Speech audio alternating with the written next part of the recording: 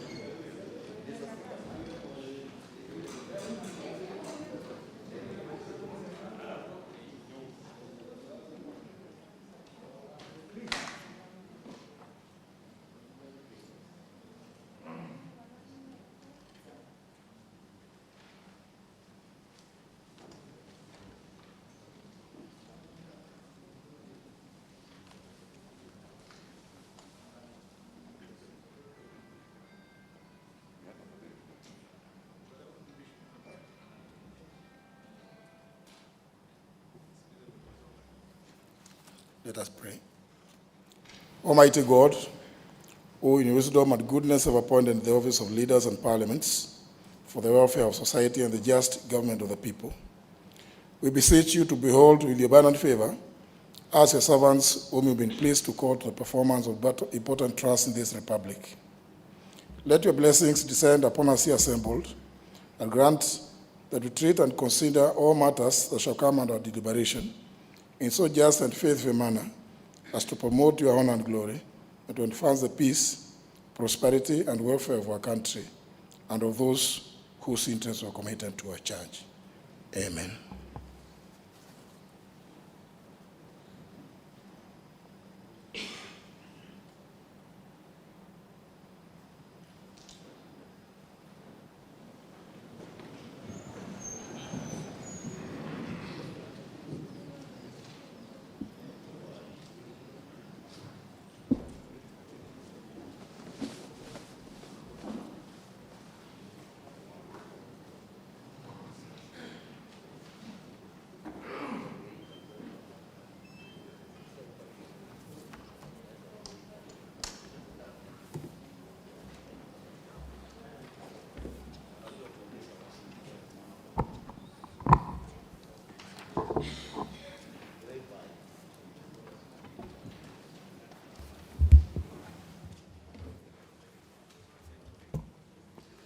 Order number 1, administration of oath. Order number 2, communication from the chair.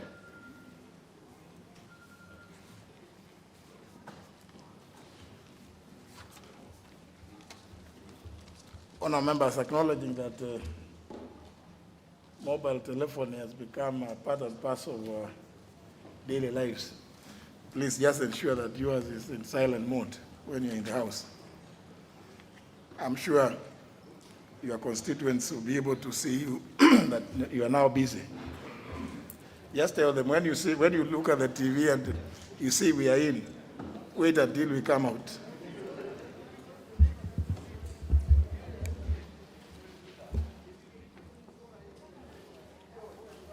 Honourable members, the Liaison Committee is established under Standing Order number 217 to, among other things, guide and coordinate the operations, policies, and mandates of all committees, and give such advice relating to the work and mandate of select committees as they may consider necessary. The committee consists of the Deputy Speaker as the chairperson, the first chairperson of committees, who serves as the vice chair, and the chairpersons of all committees of the House. Honourable members, further to the Speaker's guidelines of 2nd and 11th April 2020 on the conduct of sittings of the House and its committees during the COVID-19 pandemic period, the Liaison Committee, in keeping with its mandates, has set out a guide specific to meetings and local visits by committees during the ongoing pandemic period. The guide provides for standard operating procedures on the conduct of physical and virtual meetings, as well as local field visits and workshops by committees. Honourable members, I wish to highlight just a few of these protocols. Number 1, the chairpersons of committees and the Secretariat shall be physically present in the meeting room in the precincts of Parliament or at a venue approved by the Speaker for holding meetings. Number 2, for accountability purposes and validity of decisions taken, members attending committee meetings virtually are required to be within the precincts of Parliament or at the designated office of the member within Nairobi City County, at the constituency office, or such other place as the chairperson may permit. Number 3, all committee proceedings, even when conducted virtually, are covered by parliamentary privileges and immunities as provided for in Article 117 of the Constitution and the Parliamentary Powers and Privileges Act 2017. As such, whenever attending committee meetings virtually, members are reminded to ensure that they do not aid, facilitate, or permit any strangers or other unauthorized persons to participate or listen into the committee deliberations. Number 4, members shall be required to dress decently while attending virtual parliamentary meetings. And number 5, not more than 7 members shall be allowed to undertake a field or inspection visit or public hearing. Committees are encouraged to establish subcommittees for purposes of undertaking inspection visits and public hearings. Honourable members, noting the need for a unified approach in the activities of committees during this period, I've directed the clerk to transmit the entire guide to all committees of the House for implementation and to ensure compliance. The House is accordingly guided. Thank you.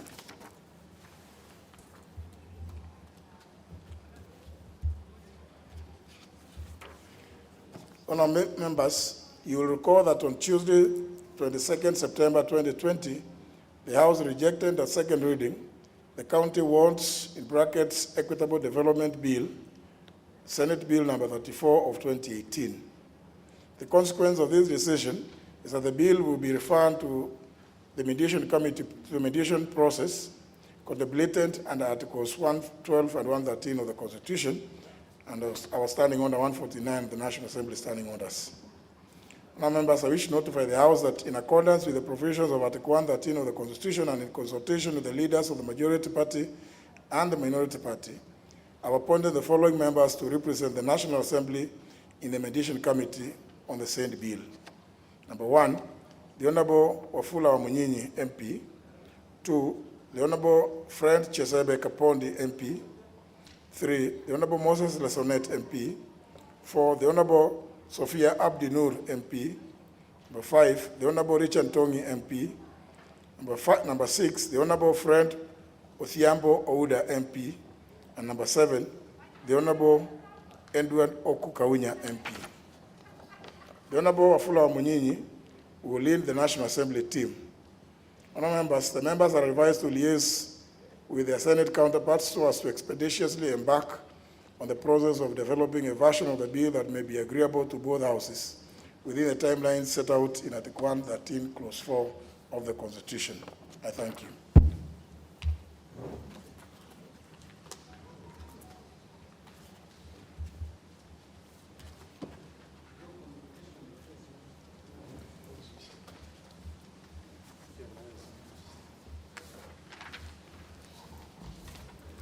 Order number 3, messages. Order number 4, petitions. Order number 5, papers. Leader of the Majority Party.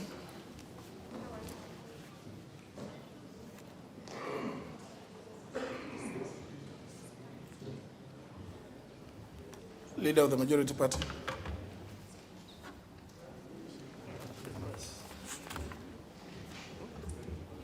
Oh, it's going to the wrong man.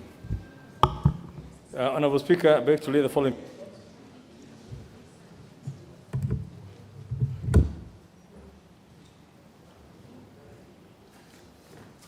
Let me start again. Honourable Speaker, I beg to lay the following papers on the table of the House. Today, Thursday, October 8th, 2020, the afternoon sitting. The reports of the Auditor General and the financial statements in respect of the following institutions for the year ended 30th of June 2019 and the certificates therein. 1, Kenya Electricity Transmission Company Limited.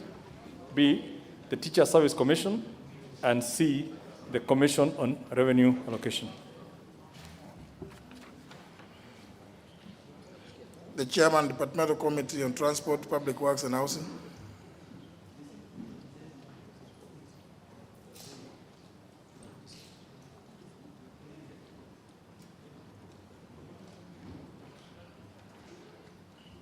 Chairman not present. In fact, I've not even seen the report. So the report may not be tabled. Chairperson, Departmental Committee on Health. The Chairperson, Departmental Committee on Health, before you attempt to table one of the papers, ensure that you have signed all the minutes.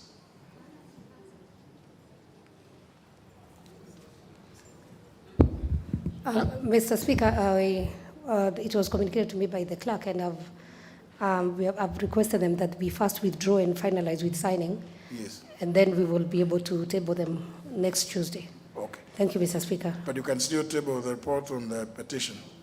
Yes. Yeah. Thank you, Mr. Speaker. I would like to table the report on two petitions. Mr. Speaker, the first petition was the matter raised by Honorable James Gishoki Mugambi MP, who sought a statement regarding the measures put in place by the government to protect all health facilities from the closures and evictions by landlords during the prevailing humanitarian crisis that have been caused by COVID-19 pandemic, and that the Ministry of Health to investigate into circumstances that led to approach taken by the owners of Sarit Center towards the decision and manner of eviction of MS Laser Eye Center, which may effectively undermining the government efforts in combating the COVID-19 pandemic. And I beg to table, Mr. Speaker. The second one, Mr. Speaker, is a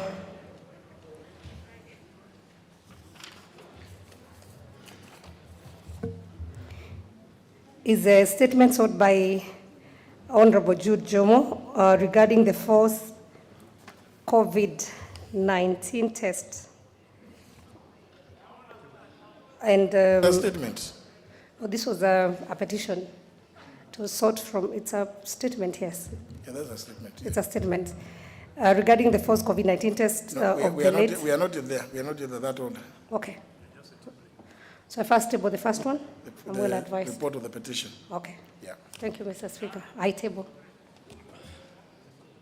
Next is the Chairman, Departmental Committee on Labor and Social Welfare. Thank you, Honorable Speaker. Honorable Speaker, I beg to lay the following papers on the table of the House today, Thursday, October 8th, in the year 2020. One, sessional paper number 2 of 2019 on the National Policy on Gender and Development, and 2, sessional paper number 3 of 2019 on the National Policy for the Eradication of Female Genital Mutilation. Thank you, Honorable Speaker. Very well. There's a member to table, member from the Committee on National Government Constituencies Development Fund. Who is the member to? Kapondi Chesebe.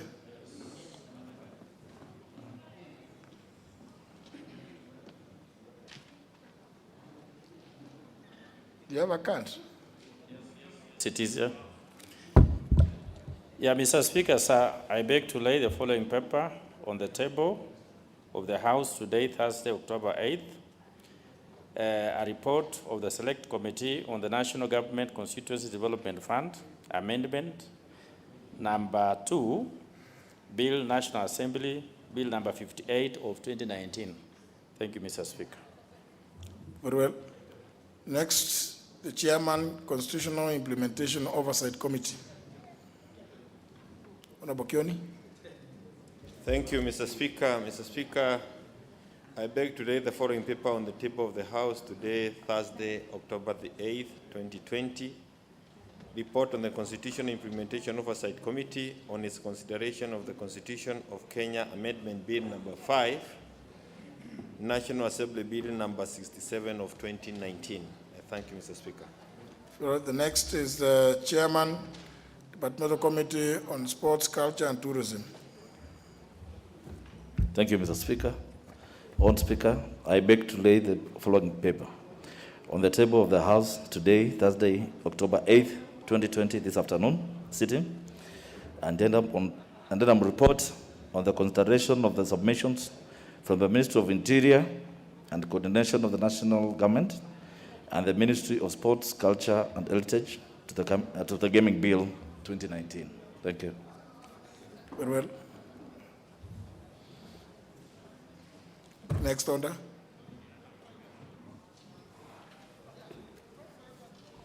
Order number 6, notices of motion. Order Mwadi, Chair, Labour and Social Welfare. Thank you, Honorable Speaker. Honorable Speaker, I beg to give notice of the following motion, that this House adopts the report of the Committee on Labour and Social Welfare on the sessional paper number 2 of 2019 on the National Policy on Gender and Development laid on the table of the House on Thursday, October 8th, the year 2020. Thank you. Next order. Order number 7, questions and statements. The Honorable Jomo Ashieli. Question by private notice.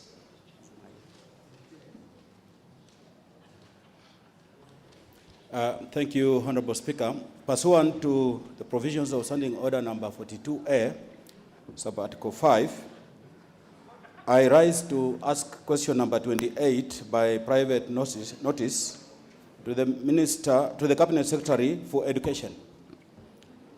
Roman 1, in view of the recent notification that schools and colleges will be reopening next week, what measures has the ministry put in place to protect pupils and students from the spread of COVID-19 virus? 2, does the ministry plan to provide essential items such as water tanks for washing hands, face masks and sanitizers, and social distancing protocols, among others, as public schools and colleges, especially for pupils and students from poor background? Roman 3, what public health training, if any, has been given to the teaching and non-teaching staff to enable them to be at the forefront of identification and management of COVID-19 cases in school?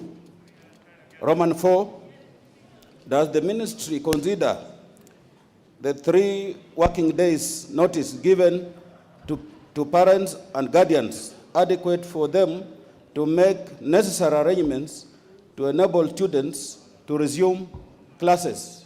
I thank you, Honorable Speaker. Well, that question will be replied to before the Departmental Committee on Education and Research, but the committee, whose vice chair is in the chamber, is encouraged to note that it is a question by private notice. Therefore, the answer should be answered at the earliest next week. Next, ordinary questions. Member for Kadhiani. Yeah, thank you, Mr. Speaker. Mr. Speaker, I rise to ask question number 214 of 2020 to the Cabinet Secretary for Lands and Physical Planning. 1, is the Cabinet Secretary aware that during the compulsory acquisition of land by the government in 1985 for the expansion of Kadhiani Level 4 Hospital, only 5 out of 8 affected landowners were compensated? And secondly, could the government consider compensating the remaining 3 affected landowners, namely Mr. Mwilu Mwema Kalondu of LR number Mitaboni/Kadhiani/135, Mr. Masuva Mweu of LR number Mitaboni/Kadhiani/139, and the late Telela Mutuota of LR number Mitaboni/Kadhiani/135. Thank you, Chair. Speaker, sorry. Very well. Question to be replied to before the Departmental Committee on Lands. Next question by the member for Wundanyi, the Honorable Danson Moshako. Thank you, Honorable Speaker. I rise to ask a question to the Cabinet Secretary for Transport, Infrastructure, Housing and Urban Development and Works. Could the Cabinet Secretary provide a list of all constituencies in the country without a single kilometer of road or with less than 5 kilometers of road of bitumen standards, commonly referred as tarmac, and clarify whether it is of low volume seal or otherwise? And further, list a list of all constituencies without a single kilometer of Kenya Rural Roads Authority roads of bitumen standards. 2, what is the status of implementation of the road construction and a low volume seal program in Kenya, and how many kilometers of road under this program have been done in each county, and which constituencies are yet to benefit? 3, what plans has the ministry put in place to ensure that roads are constructed to bitumen standards in Wundanyi constituency, considering that the constituency does not have a single kilometer of tarmac road? What is the status of construction of the 55 kilometers Bura, Mugange, Veruga, Mbale, Mtomogodi Road, considering that it was launched for construction in 2017 by the President to serve the people of Wundanyi and Mwatate constituencies, and when will it commence? Question Thank to you, be replied Honorable Speaker. before the Committee on Transport, Public Works and Housing. Next question by the member for Kimilili, Honorable Barasa Didimas Mutua. Member for Kimilili, the Lanke Didimas Barasa. Member not present. Let's go on. Member for Kwale, next question, Zuleika Juma Hassan. Thank you, Mr. Speaker. I rise to ask question 249/2020 to the Cabinet Secretary for Environment and Forestry. 1, could the Cabinet Secretary explain the measures in place to ensure that complaints raised by the citizens in Mwavumbo Ward, Kinango constituency regarding the release of hazardous waste by MSSB&P Ventures Limited in Kenya are addressed? Number 2, could the Cabinet Secretary clarify whether due process was followed in the issuance of licenses to MSSB&P Ventures Limited, particularly on environmental matters and waste disposals? 3, could the Cabinet Secretary clarify whether the company actually adheres to laws and regulations regarding protection, safe disposal of waste? 4, what steps has the ministry taken to ascertain the risks posed to the health of the population and ecosystem by the hazardous waste disposed by the company, and what immediate measures, if any, has the ministry taken to mitigate against the effects of the waste released? Question will be replied before the Departmental Committee on Environment and Natural Resources. Going back to the question by the member for Kimilili, I have been shown his letter of request for the question to be deferred, and therefore the question is deferred. Next question by the member for Sabatia. Honorable Agoi.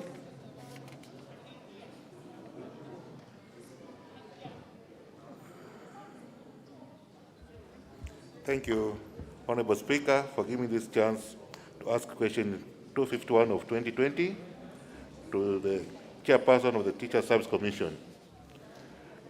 Number 1, what criteria is used in promoting all primary school teachers who have attained a bachelor's degree in early childhood education? Number 2, would the Commission consider promoting such teachers automatically soon after their graduation, since their skills and knowledge is equally relevant at primary school levels? Number 3, who is responsible for conducting of interviews for such teachers? And finally, Honorable Speaker, what measures is the government putting in place to ensure that teachers who graduate in the above-mentioned fields are recognized and appreciated so as to guard against the possibility of demoralizing or discouraging the affected teachers? Thank you, Honorable Speaker. There's a question for written reply, so to be forwarded to the Teacher Service Commission for a written answer. Next question by the member for Madare, Honorable Matt Odwach. Thank you, Honorable Speaker. I rise to ask question 262 of 2020, directed to the Cabinet Secretary, National Treasury and Planning. First, what is the status of the disbursement of the 0.3 of revenue raised each financial year to political parties as institutions of governance established under Article 90 and 91 of the Constitution, in view of the decision of High Court of 2016, Judicial Review number 483 of 2016, directing the Cabinet Secretary to allocate no less than 0.3% of national revenue to political parties fund. Second, how much is owed to political parties which qualify for funding from the fund, and in particular the arrears owed to the Orange Democratic Movement? 3, what measures has the Cabinet Secretary put in place to ensure that all pending payments to the party and other political parties are settled, including arrears dating back to 2016, 2017, 2018, 2019, 2020, 2021 financial years in compliance with the said court decisions? And lastly, what step is the Cabinet Secretary taking to ensure the budget policy statement and other budgetary processes comply with the need to reflect the statutory requirement before submission to Parliament with respect to the next financial year? I thank you, Honorable Speaker. Honorable Watch, have you forgotten one financial year? Because if you start from 2016, 2017, the next financial year should have been 2017, 2018, before you go to 2018, 2019, and then 2019, 2020. Apparently, I don't know, you have left those ones. Honorable Speaker, that is true. The intention is to have the arrears dating from 2016 to the current financial year. That is the correct position. I thank you. Although part of, I've just been looking at a letter that has come from the Registrar of Political Parties touching on this same issue, yes, which has been written because of, I think your party has also written to both the Cabinet Secretary and also to the Registrar. Correct, yeah. But anyway, let them give the information before the Committee on Finance and National Planning. The next question by the member for Alego Songa, Honorable Batandi. Thank you, Honorable Speaker. I rise to ask question number 269 of 2020, and the question is addressed to the Cabinet Secretary for Water, Sanitation and Irrigation. Roman 1, what has caused the construction of Papkakan Development Sewerage Project in Mula sublocation in Alego Usonga constituency to stall, despite the project being fully funded, and how much money has been paid to the contractor for the project so far, and when will it be fully completed? Roman 2, could the Cabinet Secretary explain under what circumstances the project's contractor was allowed to hand over the project before its completion? Roman 3, could the Cabinet Secretary also explain how the sewerage project was opened up for use by the public despite exposing the environment to pollution arising from the discharge of untreated waste along the roads and open areas? Number 4, could the Cabinet Secretary consider immediately discontinuing the use of the sewerage system by the public to allow the construction to be fully completed? Thank you, Honorable Speaker. To be replied before the Departmental Committee on Environment and Natural Resources. Next question by the member for Kitui West, Honorable Edith Nyenze.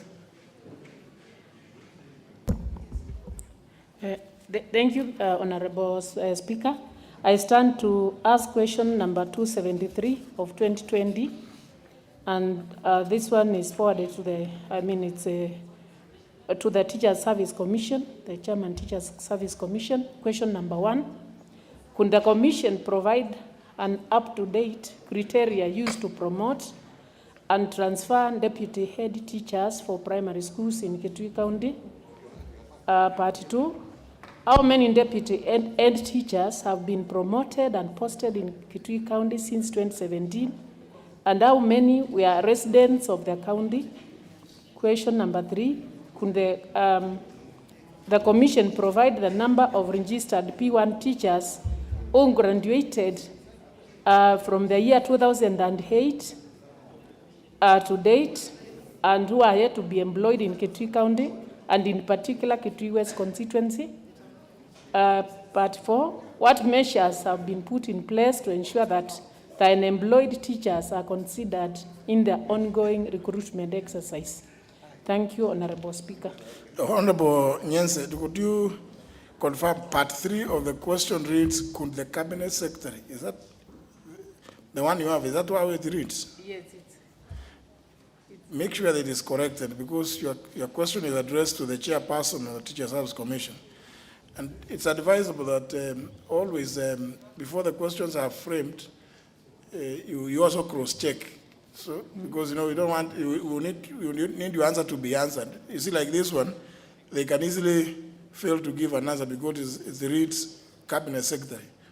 And they will just say they are not cabinet secretary, and then leave or omit to give you an answer to the issue, the question you've raised there. Just make sure that follow up with the table office to ensure that it reads the commission. Thank you. That's for a written reply from the Teacher Service Commission also. That's important because for written reply, so that there will be no room for interrogation, it will be good for you to have it corrected so that it doesn't be sent, it is not sent out reading like this. Last question, the member for Lamu County, Rueda Obo, alias Captain, retired. Mr. Speaker, I'm not retired. Oh, you are tired? Mr. Speaker, I'm a pilot by profession. I'm not retired. Proceed, Rueda. Thank you. Thank you, Mr. Speaker, for giving me this opportunity to ask question 278-2020 to the Cabinet Secretary for Lands. 1. Could the Cabinet Secretary provide details of the ownership of the parcel of land marked Mbajumali Dispensary in Mbajumali Village, Lamu East constituency, and confirm whether the parcel of land is registered in the name of Lali Bakari Lali, deceased, of ID number 030-61116. 2. Could the Cabinet Secretary explain why the adjudication and subsequent issuance of the title deed left out Mr. Lali Bakari Lali, leading to encroachment on the parcel? 3. When will the ministry cause cancellation of the title deed that was obtained fraudulently with the respect of the parcel meant for Mr. Lali Bakari Lali? 4. Could the Cabinet Secretary clarify whether the land currently occupied by the government office was compulsory acquired, whether the owner were compensated, and if so, how much was paid and to whom? Thank you, Mr. Speaker. Again, ensure that the word is compulsory, not compulsory. Was compulsorily acquired. The way it is not correct. Question will be replied to before the committee, Departmental Committee on Lands. I'll go back to order number 6 to allow the chairman, Departmental Committee on Labor and Social Welfare, who gave notice of motion to only one of the motions. Thank you, Honorable Speaker, for indulging me. Honorable Speaker, I beg to give notice of the following motion, that this House adopts the report of the Committee on Labor and Social Welfare on the sessional paper number 3 of 2019 on the national policy for the eradication of female genital mutilation, laid on the table of the House on Thursday, October 8th, the year 2020. I thank you. Very well. Next question, next order. Or may I establish the members who have pressed the intervention boxes? Is it because there's an issue they would want to raise, or you are just becoming tricky?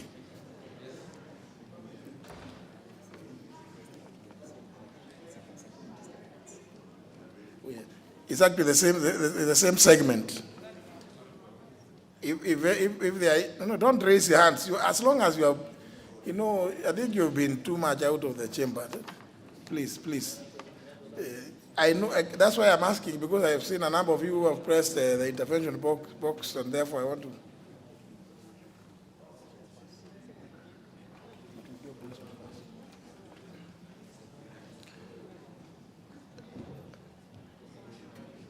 So may I hear what is the Honorable Sankok, what is the intervention about? I've just received the SMS that you did not approve my statement, so there was a statement, but you have done some amendment. Honorable Sankok, it is true that I have been into very many meetings since about 7:30 today. Yes, sir. But I always make sure that members' statements, especially on a Thursday, I go through them and approve them as appropriate. There's no such request has been placed before me.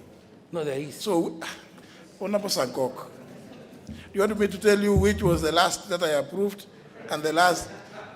Why would I leave, Honorable Sankok? And I know you are such an active member of the House.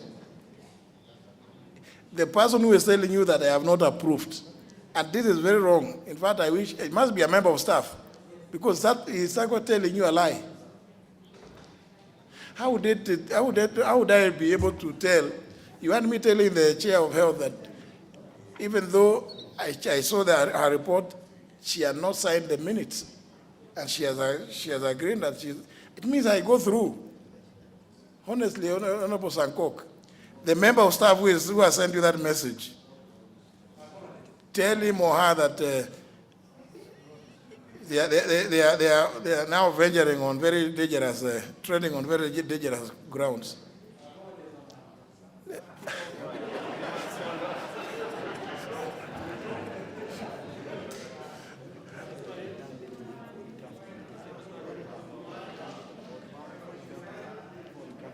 Now, Honorable Sankok, the truth of the matter is, the matter when your request was found to be very poorly drafted, and it was returned to sender.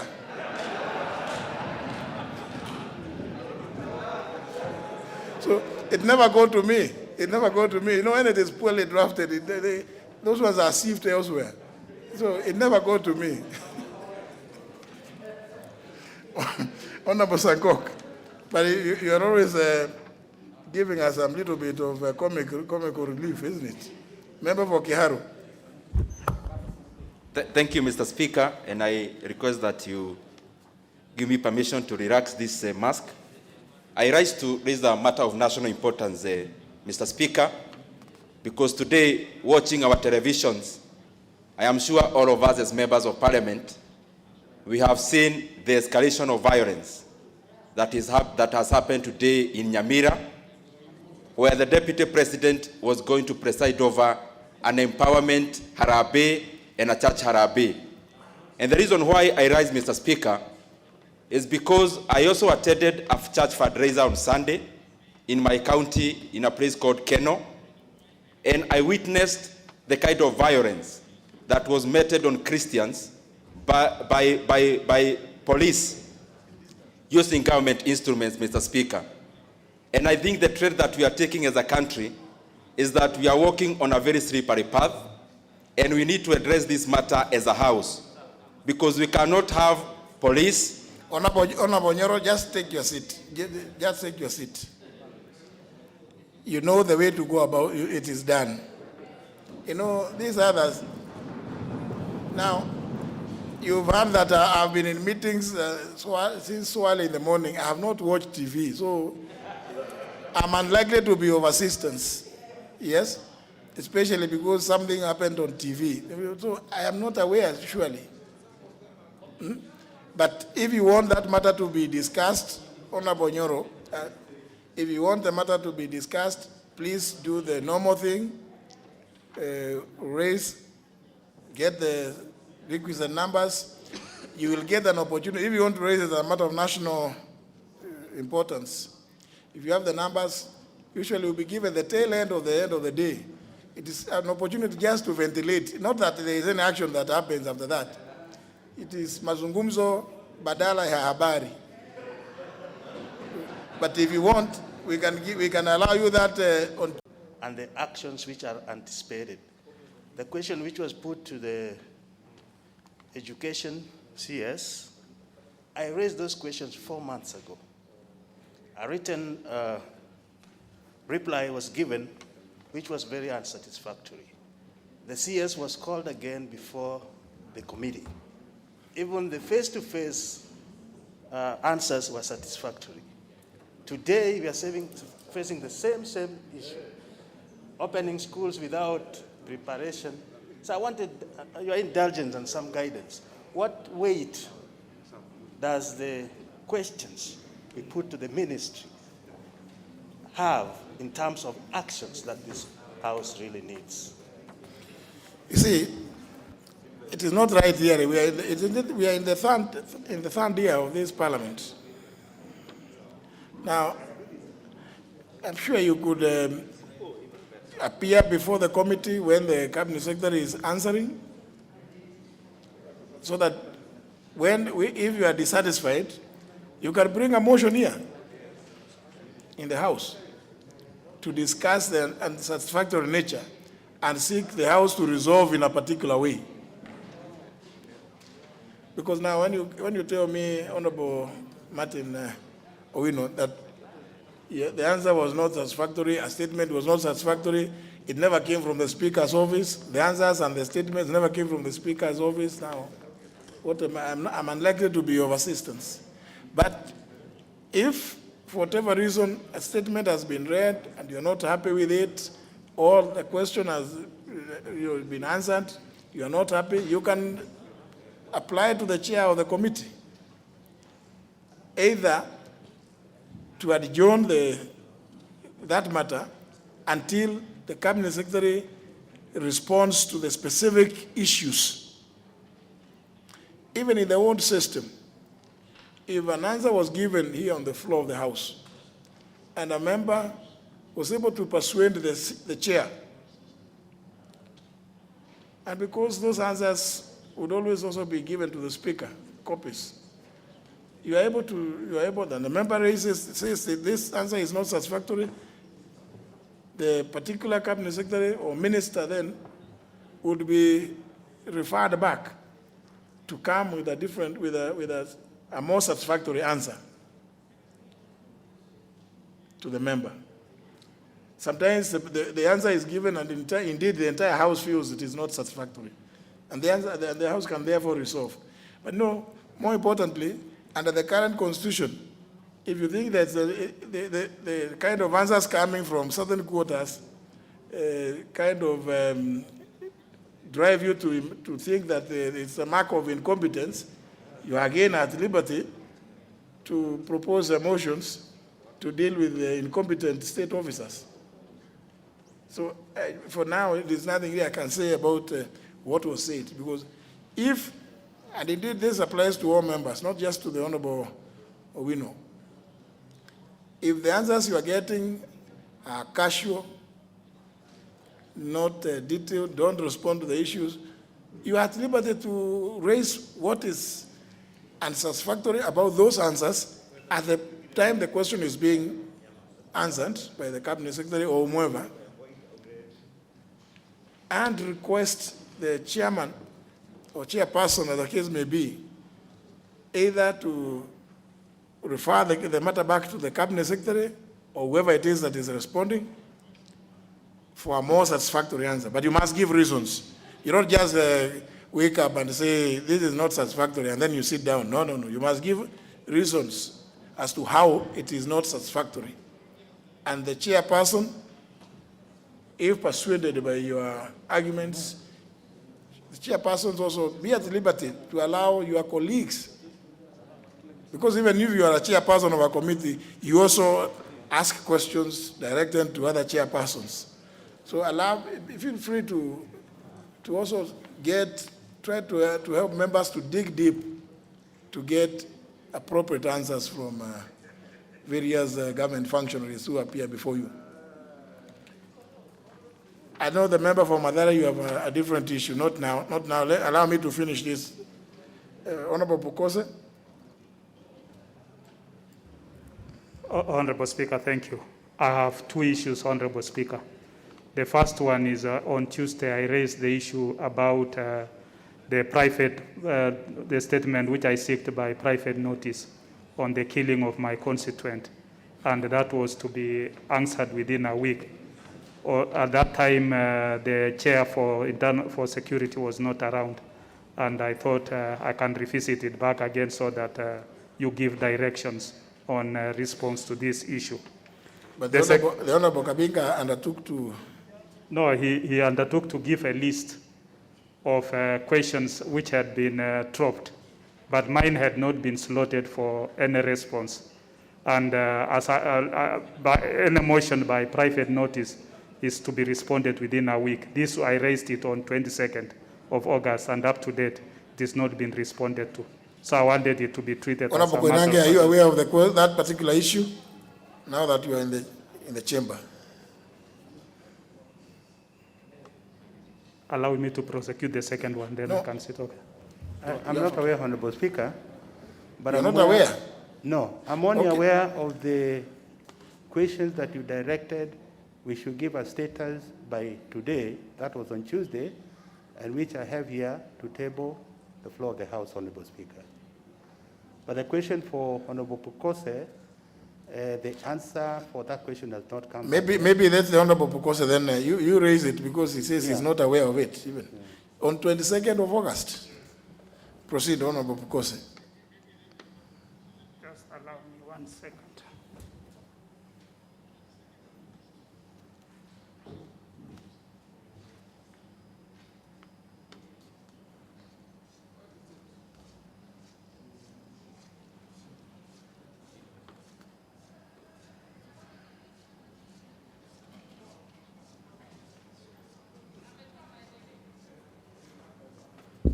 Honorable Speaker, sorry,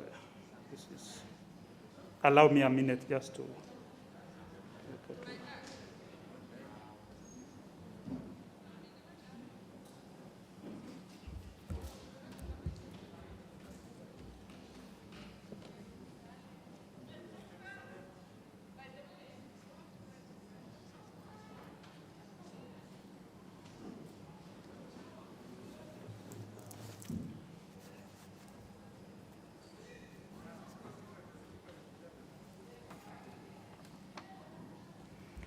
Honorable Speaker, repeating this question, I seek to, pursuant to the provisions of Standing Order 42A 3, this was question number 024 of 2020, and I seek to the Cabinet Secretary for Interior and Coordination of National Government. 1, could the Cabinet Secretary provide the status of investigations into the killing of the late Tom Wekesa Sirengo of ID number 9838943 on 11 September 2020 at around 9 a.m. at Molem Center, Endebess constituency, and subsequent injury to 3 other persons, among them Abubakar Wekesa Barasa of ID number 11575672, a brother to the deceased who is still recuperating. At that time, he was in hospital, but currently is recuperating at home. 2, what steps have been taken to apprehend the perpetrators of the heinous act? 3, what action has been taken against the police officers at Endebess Police Station, who on 11 September 2020, at around 1:30 p.m., declined to avail the statutory P3 forms on the other injured persons, namely Wanyonyi Mwahawa Nafula of ID number 9838943 and Sam Naliaka Wanyonyi. 4, what urgent steps the ministry is taking to curb increased insecurity in Endebess constituency and in particular in Molem area? Was that the private question by private notice? Yes, Honorable Speaker. Now, Honorable, that was on which date? This one I asked on 22nd September 2020. And also Honorable Koinange, you could check from the table office for that question. 22nd of August, that's when the question was asked. So when you go, you could find out, because obviously if he's not aware, we better give him time to go. It's okay, Yeah. Yes. Because it's important that this is responded. Yes. Apparently, Honorable Speaker, these are even relatives of one of my colleagues, Honorable Anyonyi, who is even a member here, residing in my constituency. And I think it is something that is causing a lot of anxiety among his relatives. And the second issue, what is raised? The second issue, Honorable Speaker, is that I have a pending bill, the Kenya Food and Drugs Authority bill, which last year, Honorable Speaker, you stepped it down so that there could be consultations between the Ministry of Health, the Ministry of Agriculture. Apparently, I've been following that since March this year. And up to date, today I managed to get the clerk to the Committee on Health, and I'm told that my bill has been forwarded to the Committee on Agriculture. This bill has nothing actually on agricultural matters. It is talking about the food the supplementary food items, which are not agricultural products. Therefore, issues to deal with agriculture, I think those are issues that can be sorted out by the Agriculture Committee can make their presentation before the Committee on Health, and the Committee on Health will look at their issues. So continued shifting of my bill from one committee to another is causing unnecessary delays, Honorable Speaker. And this is a bill that has been there since last year. And I think this is something that I urge if you could be able. Now, Honorable, because that's a good thing. Honorable Sabina Chege, if the bill was referred to your committee, if you think it's not about your committee, just make a report instead of referring it to another committee, because that shifting it is not helping us. Thank you, Mr. Speaker. I think the clerk may have misled the honourable member because that bill, Mr. Speaker, when it came before the committee, we did the stakeholders meeting, and there was a lot of interest, and it was very controversial between the Ministry of Agriculture and Ministry of Health. They couldn't agree, so we stepped it down and requested the honourable member. He actually attended some of our stakeholders meeting, and we agreed that the ministry will give them time to be able to sit between the Ministry of Health and the Ministry of Agriculture and come up with the amendments that they were proposing so that they have one bill. And Mr. Speaker, the disappointment is the ministries, till today, they have not agreed. So it has not been forwarded to the Committee of Agriculture. But what we have been awaiting is for the ministries to actually come up with an agreement between the two ministries. And Mr. Speaker, we actually even went for some training with Honorable Pukose on the similar bill in the US. And so we were at the edge of actually having an agreement. But we are waiting from the ministry to actually give us the final bill so that we don't bring a bill here and the stakeholders are up in arms. Thank you, Mr. Speaker. You know, the only sad thing is if you as a committee decide that you are going to wait for ministries, you will never bring any reports. Ignore the ministry. You know, in the National Assembly, we make laws to apply in the entire country. The laws will be implemented by those ministries, whomever. So if they are not willing to bring whatever reports or information that you seek, just go ahead and bring a report to the House. Let whoever thinks that there should be proposals, additions, amendments, let them bring them here. That's how they will come here trooping. But also, please, it looks like we need another induction workshop for the clerks who are clerking committees. We had one telling Honorable Sankok that I have not signed, I have not approved his statement. When indeed the issue was, it was referred back to him to go and, now the other one is telling Honorable Pukose that the bill has been referred to agriculture. Maybe the clerk should get these people. Maybe they need to, the communication they give to members. And the staff are always directed that they are there to serve members. Because it looks like this is a very casual way of dealing with members. The clerk should deal with this issue, because staff are not supposed to, this kind of misinformation on the same afternoon is not right. They are there to serve members. So, Honorable Sabina, just deal with the matter. Don't wait for ministry. After all, you are not under them. Actually, you supervise them. So, no, it doesn't matter how controversial it is. Don't worry about controversy. You see, we resolve matters of concern to the people. That is Article 95, Clause 2, isn't it? We deliberate and resolve matters of concern to the people, however controversial. No. What bonga point? Now, you see, we need to move. We need to move. We are not yet in business.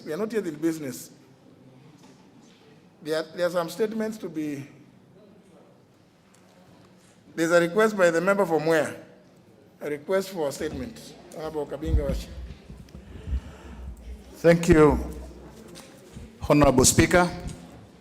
Honorable Speaker, pursuant to provisions of Standing Orders 44-2C, I wish to request for a statement from the Chairperson, Departmental Committee on Trade, Industry and Cooperatives regarding purchase of pandi rice from grown in Mwea irrigation scheme by the government.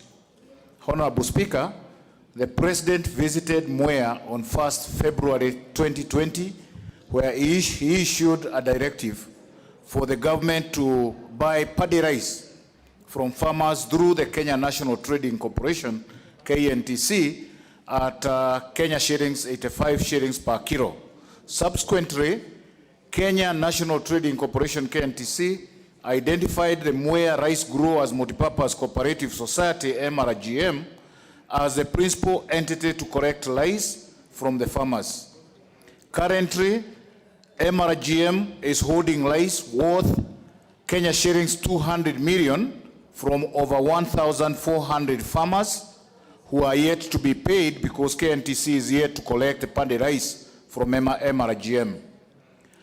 MRGM is unable to dispose of rice at as the current price of paddy rice is Kenya shillings 70 per kilo, whereas farmers delivered their rice with an expectation of receiving Kenya shillings 85 shillings per kilo per the presidential directive. Honorable Speaker, the harvesting for 2020-2021 season is expected to begin mid next month. And if the paddy rice in the MRGM stores is not disposed of, then there is likely to be a rice marketing and storage crisis in the scheme. This could also lead to a drastic reduction in paddy rice prices that could affect the farmers negatively. Honorable Speaker, it is against this background that I seek a statement from the Chairperson, Departmental Committee on Trade, Industry and Cooperatives on the following. 1. Could the Cabinet Secretary explain the plans that the ministry has put in place to ensure the smooth and sustainable implementation of the Presidential Directive of 1st February 2020 on the government buying paddy rice directly from farmers at the price of Kenya shillings 85 per kilo. Number 2, has the same Presidential Directive of February 2020 on establishing of paddy rice revolving fund to facilitate the government in buying paddy rice from the farmers being implemented? Number 3, when is the Kenya National Trading Corporation going to pay MRGM for the paddy rice worth Kenya shillings 200 million so that MRGM can pay farmers? Honorable Speaker, I want to say this is an urgent statement that I'm seeking for because there is a risk of the said society and one Lainisha Sacco, which is also a farmers Sacco, to close down because they have already borrowed money to try and pay farmers because of KNTC's inability to buy rice in Mwea. Further to that, Honorable Speaker, we are just about to harvest the next, in the next season, for this season. And we don't know where we shall be taking our rice, Honorable Speaker. For this reason, I want to urgently urge the Chairperson, Departmental Committee on Trade, Industry and Cooperatives to move with speed to give me a response to this statement, Honorable Speaker. Otherwise, we are in crisis. Thank you, Honorable Speaker. Chair, Departmental Committee on Trade, Honorable Andan Haj. Has his seat been declared vacant also? Why?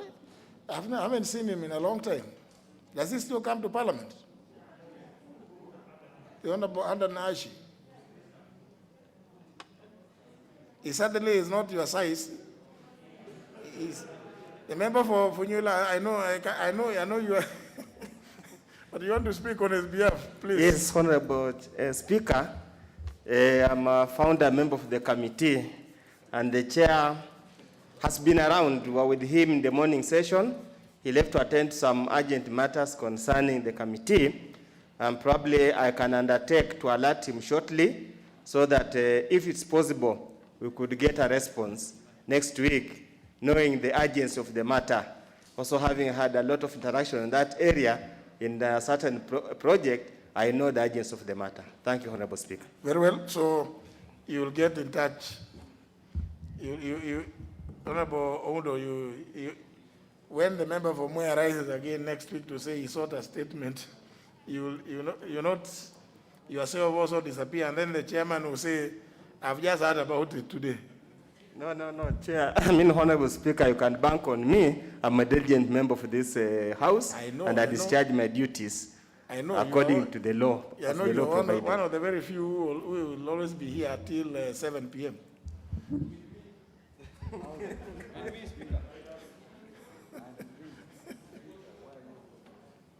Very well, the rest are the responses. There is a response by the Vice Chairperson, Departmental Committee on Education, the Honorable Ngunjiri Wambugu, to request by Honorable Mwandime. Yeah. Thank you very much, Mr. Speaker. I rise to read a response to request for a statement from Honorable Andrew Mwadime, MP Mwatate constituency. Honorable Speaker, pursuant to Standing Order 44.2c, Honorable Andrew Mwadime, Member of Parliament from Mwatate constituency, requested for a statement on 5th May 2020 from the Chairperson of the Departmental Committee on Education and Research, seeking the following. 1. What steps the government is taking to permit international schools in the country to administer end-of-course examinations in October, November 2020 to learners in the country alongside candidates in international schools in other countries.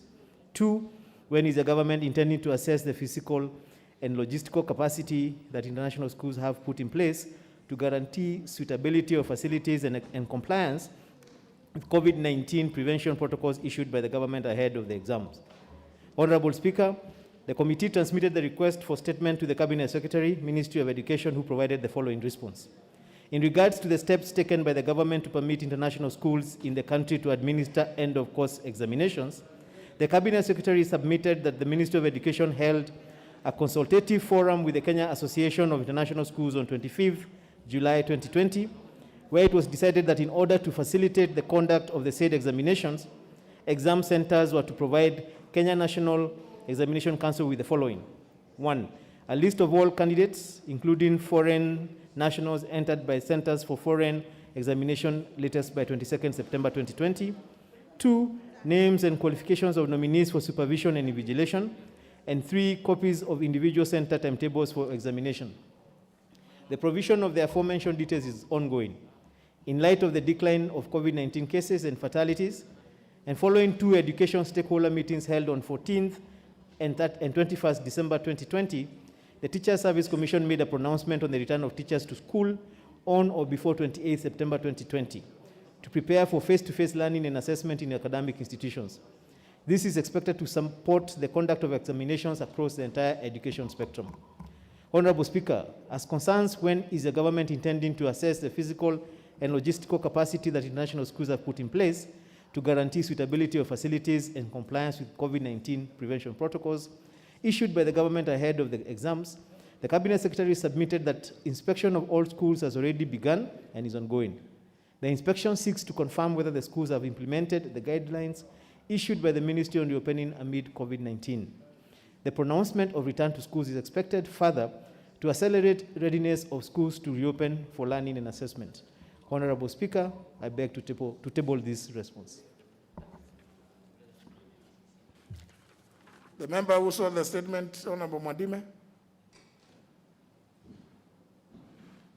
Is that Honorable Mwadime? You are wearing very long hair. I thought it was Honorable Suleika. You look like Honorable. Proceed. Thank you, Mr. Speaker. Yeah, the answer given, I think I'm satisfied, Mr. Speaker. Thank you, sir. Very well. Thank you. The Chairman, Departmental Committee on Health, Chairperson. You are giving a response.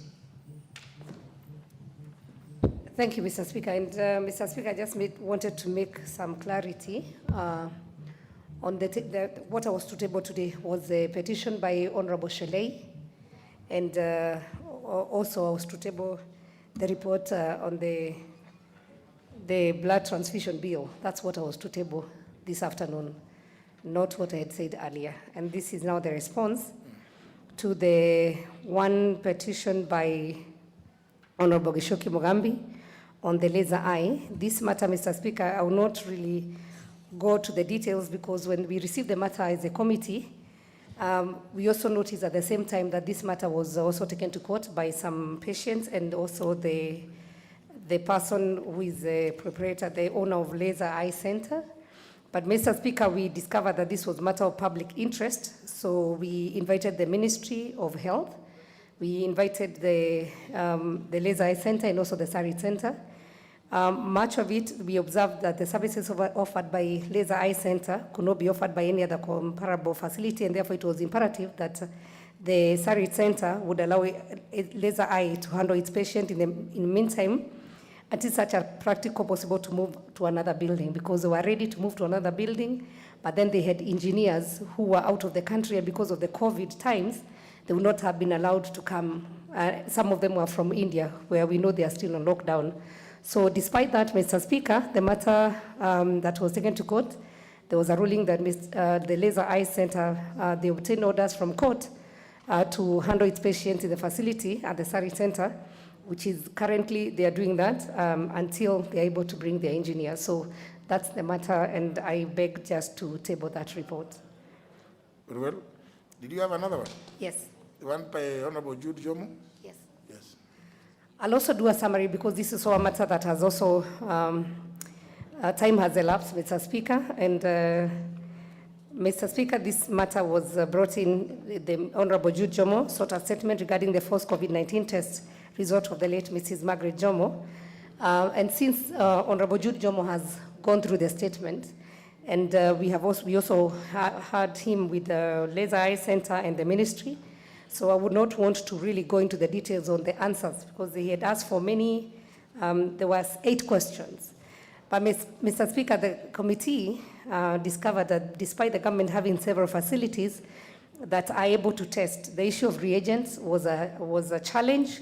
At the same time, we actually requested the ministry to come up with a clear policy on testing, and especially when somebody dies and the result is not of COVID, and where a facility decides to do a COVID test without consulting the family. And basically, this matter of Honorable Jude Jomo's mother was actually a matter that was mishandled from the facility where she was taken. That was the Mater Hospital. The results taken by laser, and then later the result that was done by the government facility, they were all different. And so we urged the Ministry of Health to actually quickly come up with a policy on COVID testing, and especially when somebody is deceased. And secondly, also on handling the body. And I think already the ministry has given clear guidelines now on the funeral of the COVID patients, where initially there was a lot of restriction, but right now they have given new guidelines. I thank you, Mr. Speaker, and I would like to table both statements. Thank you. The people who answered the statements, James Mugambi, member for Ulaya,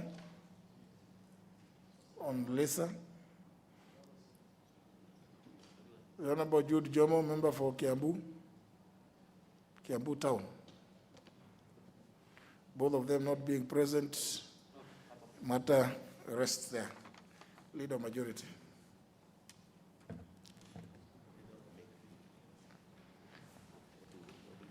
Leader, yeah.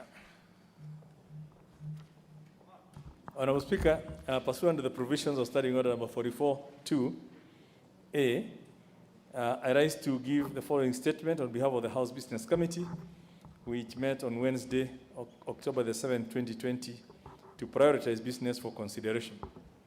Honorable Speaker, on Tuesday, October 13, 2020, the House Business Committee has prioritized a motion on the report of the Defense and Foreign Relations Committee on the agreement between the government of the Republic of Kenya and the government of the Italian Republic on the Luigi Broglio Malindi Space Center. Thereafter, we shall consider the Senate amendments to the Independent Electoral and Boundaries Commission Amendment number 3 Bill, which is National Assembly Bill number 35 of 2019. Honorable Speaker, we shall also continue with a motion on the report of the Public Investments Committee on a special audit report of the Kenya Bureau of Standards and second reading of the following bills, should they not be concluded today. The Fundraising Appeals Bill, which is just about to begin, of 2019, the County Governments Amendment Bill, which is Senate Bill number 13 of 2018, the County Statutory Instruments Bill, Senate Bill number 21 of 2018, the Statutory Instruments Amendment Bill, Senate Bill number 24 of 2018, and the Impeachment Procedure Bill, Senate Bill number 15 of 2018. Honorable Speaker, in accordance with the provisions of Standing Order 42A5 and 6, I wish to convey the following Cabinet Secretaries are scheduled to appear before departmental committees as follows. The Cabinet Secretary for Transport, Infrastructure, Housing and Urban Development will appear before the Departmental Committee on Transport, Public Works and Housing on Tuesday, the 13th of October, to respond to questions from the following members. Number one, Honorable Sharif Adman Ali MP, the Honorable Dr. James Murgo MP, the Honorable Jeremiah Lomurukai MP, the Honorable Beatrice Adagala MP, the Honorable Samuel Atandi MP, the Honorable William Chepkut MP, the Honorable Kipsengeret Koros MP, the Honorable Titus Hamala MP, and the Honorable Beatrice Nkatha MP. The Cabinet Secretary for Foreign Affairs will appear before the Departmental Committee on Defense and Foreign Relations on Tuesday, 13th of October, to respond to questions asked by Honorable Kufai Iringo MP. The Cabinet Secretary for Water, Sanitation and Irrigation will appear before the Departmental Committee on Environment and Natural Resources on Monday, the 12th of October 2020, to respond to questions from the following members: the Honorable Aisha Jumwa MP, the Honorable Idenji Geshimo MP, and then the Cabinet Secretary for Tourism and Wildlife will appear before the Departmental Committee on Sports, Culture and Tourism on Tuesday, 13th of October, to respond to a question by Honorable Walter Owino MP.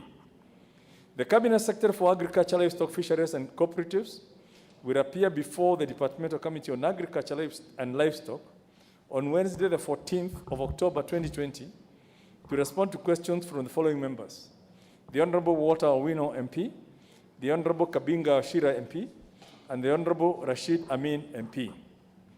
The Cabinet Secretary for Labor, Social Protection will appear before the Departmental Committee on Labor, Social and Welfare on Wednesday, the 14th of October 2020, to respond to questions from the following members, which is basically the same members: the Honorable Walter Owino MP, the Honorable Kafinga Washira MP, and the Honorable Rashid Amin MP. The Cabinet Secretary for Education will appear before the Departmental Committee on Education and Research on Wednesday, 14th of October, to respond to questions from the following members: the Honorable Gideon Keter, MP, the Honorable Denita Gatti, MP, the Honorable Titus Hamala, MP, the Honorable Adan Haji Yusuf, MP, the Honorable Abel Marcelino Malimo, MP, the Honorable Stanley Mudama, MP, the Honorable Samuel Atandi, MP, and the Honorable Adan Duale, EGH, MP. Honorable Speaker, you had requested that we also bring a list today on members who have not attended committees to receive their questions. And I would ask that I bring that next week so that it comprehensively covers the people who have not attended for this session, people who have not come to ask their questions when they are expected to be responded to. So, Honorable Speaker, it's important for members to note the House is scheduled to proceed on a short recess next week in accordance with the calendar of the House. And in this regard, any other urgent business that arises will be scheduled so as to be concluded by the end of next week. Honorable Speaker, the House Business Committee will reconvene on Wednesday, October the 14th, 2020, to schedule the business for the House for the remainder of the week. Before I lay this statement, Honorable Speaker, I also wish to report there is an extracurricular activity that is also being planned within the House next week, the Bunge Jerusalem Challenge, and members have been practicing, and I witnessed the practice session today, and I can see members are in very good shape. The next practice session is on Monday. Then on Tuesday, the final shoot will be on Wednesday. So we want to encourage as many members as possible to come and be part of showing the solidarity and showcasing the work of Parliament by participating in this global challenge that's really showing the solidarity with the war on COVID and bringing harmony and unity in the world. So it's the event, the final shoot will be on Wednesday, but there's a practice session on Wednesday and on Monday and Tuesday, and then the final shoot on Wednesday. And the Honorable Speaker will be leading the troops in the dance. So it's very important that I bring that so that members who are not aware can see Honorable Miri Odhiambo as the chair of the task force, and the Honorable KJ as also, who is the co-chair and very active member. Mr. Speaker, I now wish to lay this statement on the table of the House. Thank you. Member for Emuhaya, you appear agitated. Not agitated, Honorable Speaker. No, last time I was being challenged for being number one. But today, Honorable Speaker, I wanted to ask that the leader kindly could elaborate what this challenge is all about, because maybe I and maybe a few of us don't know what you're doing, and we could also be talented. I don't know if it's a talent show or whatever it is, so that we are all involved in this thing, and we may showcase together with the rest of the members when that time comes. Thank you, Honorable Speaker. Member for Suba North. Thank you, Mr. Speaker, and I want to thank the Majority Leader for highlighting the issue of Jerusalem Challenge. Mr. Speaker, that is a bipartisan initiative for the House to show that there can be peace in diversity. We are all from different political parties and from different parts of the country. And Mr. Speaker, we're basically just trying to show that there is peace in diversity.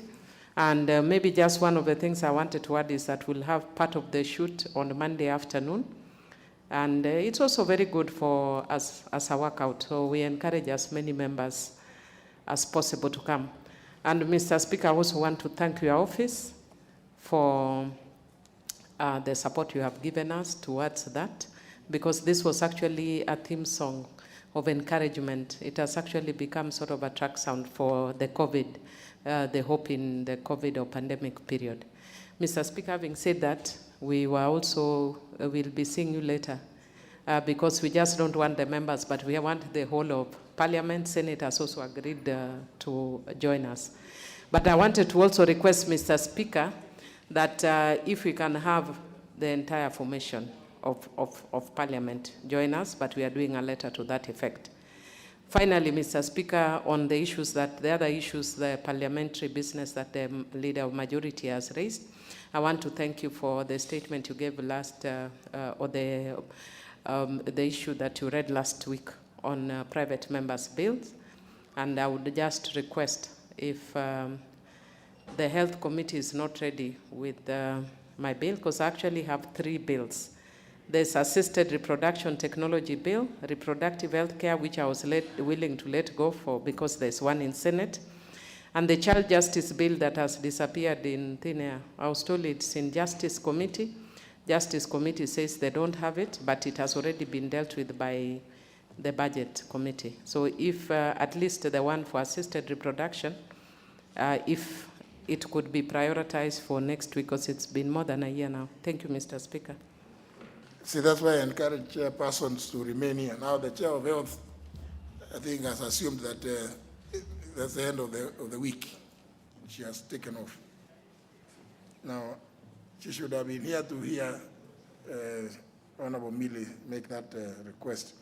But on the other issue, I think it's good that now everybody has been notified, the member for Mwaya.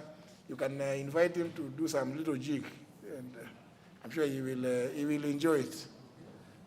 Oles Hancock. Yes, Speaker, and I just wanted to add something, and thank you for giving me this opportunity on the Jerusalem dance. I'm encouraging all the members to be with us on Monday and Tuesday, and the shooting on Wednesday. Honorable Speaker, I was here today, and we really did dance, and I'm sure I've reduced some weight. And even persons with disability, I encourage them to be there. I was dancing with my crutches. I'm sure if you are there, you will enjoy. So I also encourage you, Mr. Speaker, that when we'll be dancing, dance alongside me, because I've already practiced some moves, and I will be teaching you some very important moves. Thank you very much, Honorable Speaker. Honorable Hancock, you want to engage me in some jig? Honorable Luch.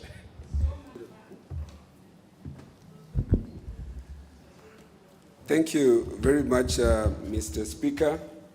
I rise to seek guidance and possibly a ruling on a matter that I think concerns members. And before I raise it, I think I want to say that the role of Parliament, and in particular in this case the National Assembly, includes, among other things, under Article 95, to legislate representation and oversight.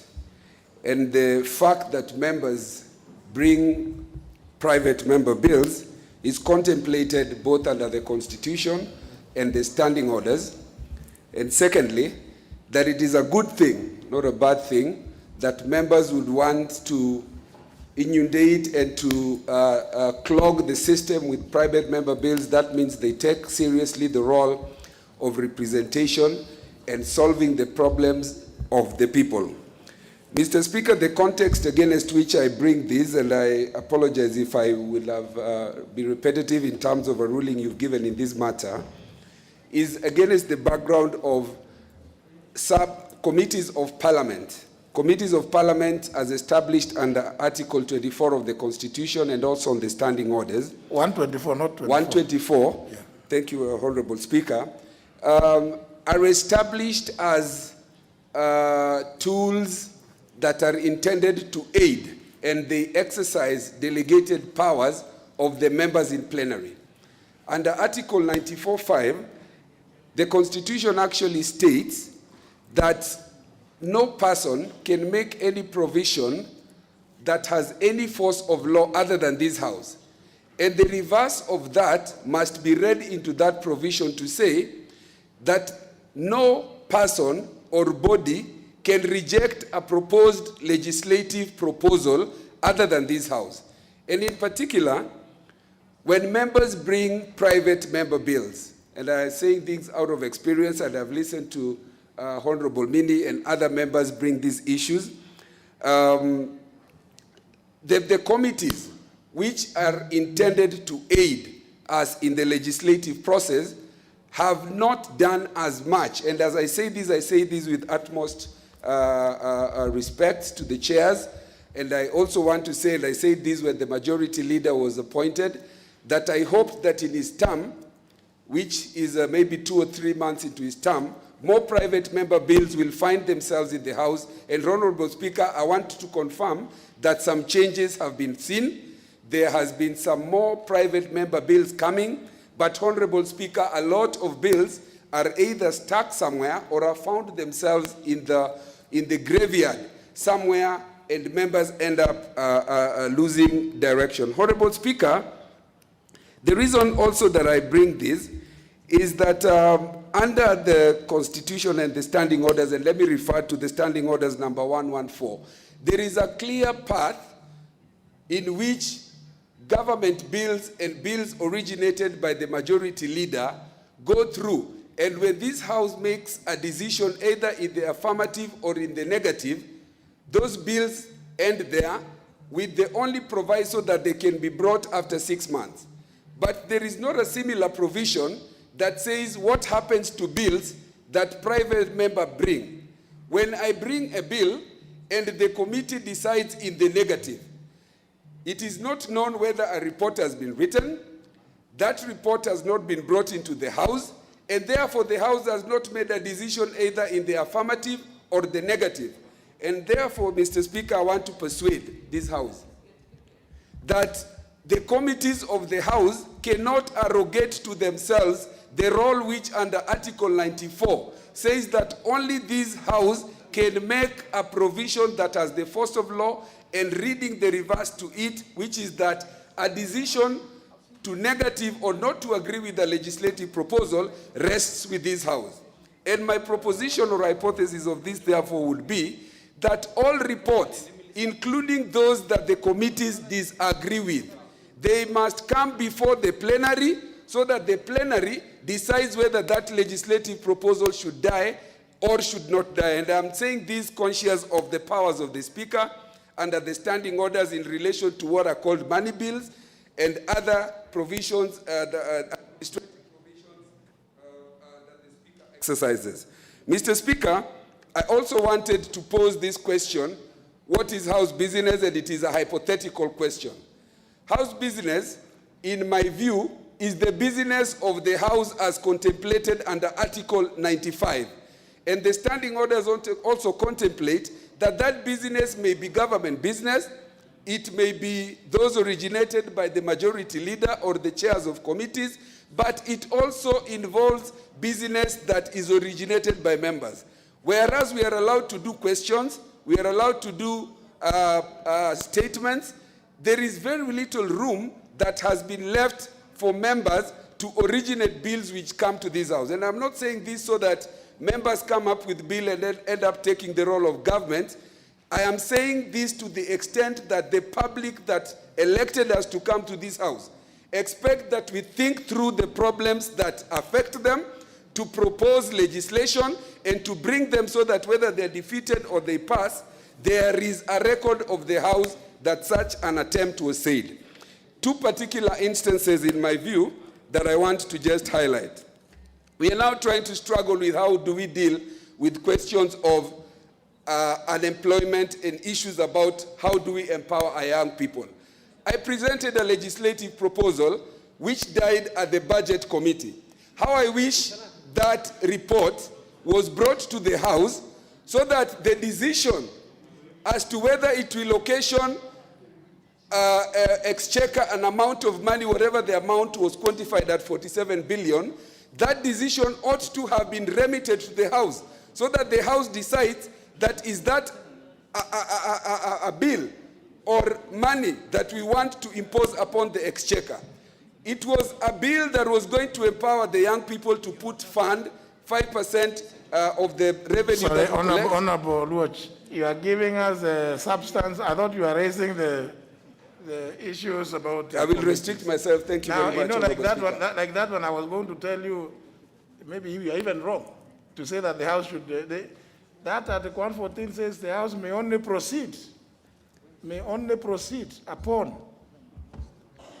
the recommendations. Thank you, Honorable Speaker, and I'm guided on that.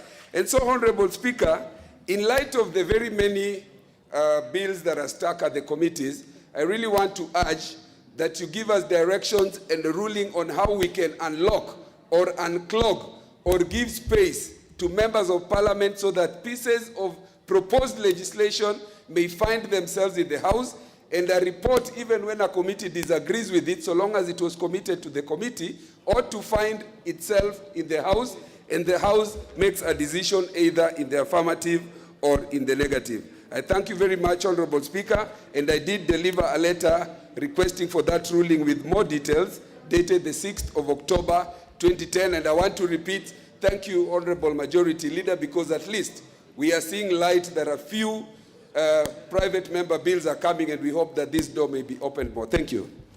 Well, Honorable Oluoch, I don't, members, don't bother addressing me more on this. The Honorable Oluoch has submitted a very detailed letter raising most of these issues, but in order for it to attract a ruling from me, I am to allow him to raise some of the issues. The first, second, and item number 5 of the matters you raised in your letter, you'll get a written response from the clerk. On these others, that's why I allowed you to raise them, so that I can give a ruling. Because if our own standing orders are the impediment, then we as a House have a duty to ensure that we deal with those impediments. I know there's quite a number. I've caused, since you wrote your letter yesterday, I've caused some preliminary investigations, and now it looks like it could be close to 100. So I'll have, they're still combing through to see what more is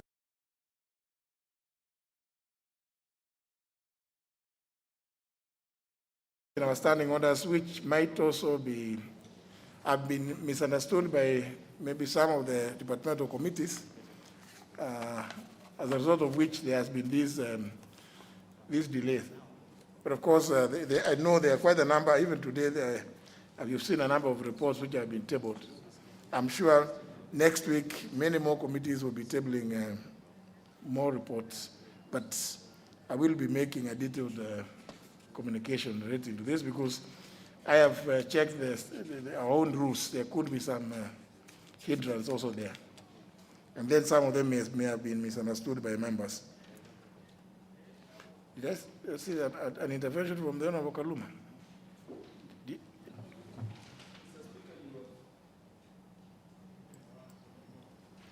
Mr. Speaker, you've taken the words from my mouth. The fact of the matter, Mr. Speaker, is that the standing orders expected more so departmental committees to facilitate members. Mr. Speaker, the understanding the departmental committees need to have, beyond the limitations of those standing order provisions, is that when you have a legislative proposal, the Parliamentary Legal Directorate has assisted to a substantial extent in originating them. I'm one member, Mr. Speaker, who has up to 7 legislative proposals stuck in departmental committees for over 2 years now. And these are legislative proposals I started pursuing in the last Parliament. In some cases, Mr. Speaker, you go before these committees, and beyond just looking at whether your proposal contravenes public policy or some law, they start debating it with you on the merits, even consulting the relevant ministries to give views. I had one before the Defense Committee where I go and I get a long letter from the Cabinet Secretary saying that is very dangerous for the court martial. And I'm like, why don't you allow me have my day before the House and persuade them on these legal issues? Because they may be legal to me. You are largely defense people here. There is nobody who understands the court martial and how it should be structured. So I think, Mr. Speaker, as you give your ruling, the lapse I personally see in the standing orders is that we did not prescribe the time within which committees should transact that matter of legislative proposals or bills going before them. So that a committee can sit on a bill for eternity. I was being reminded by Honorable Millie Odhiambo today that even in my own Committee of Justice and Legal Affairs, there is a bill concerning children which has been pending there for over 1 year, and you're not aware of. I think, Mr. Speaker, when the Rules Committee sits, because I believe it is one thing you will be recommending, where we are requiring these committees to intervene, let us time them so that the legitimate expectations of members can be met. I say this fearing, Mr. Speaker, having the experience of the last Parliament, Majority Leader, that if we are not able to transact private members' bills by June next year, those bills will die. And you know, Mr. Speaker, some members only come to this Parliament because they want to pursue, some policy or legislative agenda. Then they are done with their business in Parliament. It's very frustrating. I request this matter be addressed more substantively. I know you gave some rulings before, but those limitations in the standing orders in terms of prescriptions of time and the mandate of the committee in pre-publication scrutiny need to be very clarified so that they know what to look at. If it passes the test, it goes. Just like the Committee on Delegated Legislation.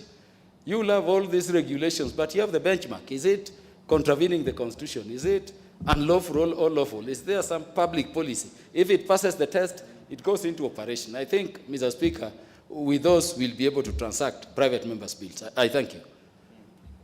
Although, of course, in both cases, whether it's a bill that has been referred to a committee, the committee has 21 days. Even considering actually those proposals, legislative proposals, it's still the timeline is 21 days. But it appears like maybe the standing orders have not, I don't know, if we adopt the practice of doing induction every commencement of every session.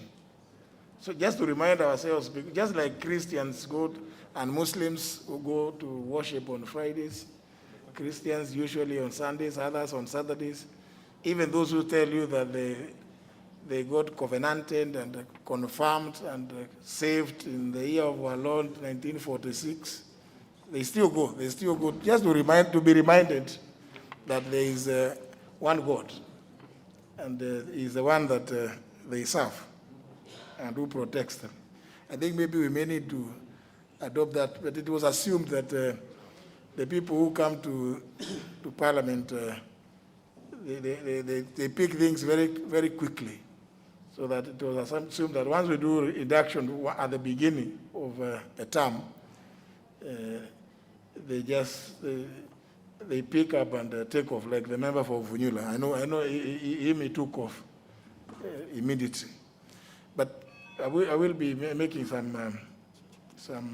I will be delving into those areas, seeing where it is that perhaps we may need to relax some of the requirements, because I think the route to go, in fairness, and just like the Honorable Kaluma has suggested, the route to go may be one of relaxing some of the requirements in the standing orders which have not been understood by maybe those who have examined the proposals.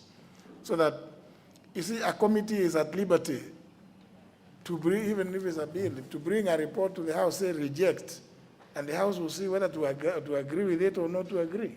But when you just sit there and we don't know what is happening. And like I was telling the Honorable Ole Sankok, I receive very many requests for members seeking to introduce legislative proposal for this or the other. And all of them are every day is chant out to the relevant department, to the legal department to assist the members.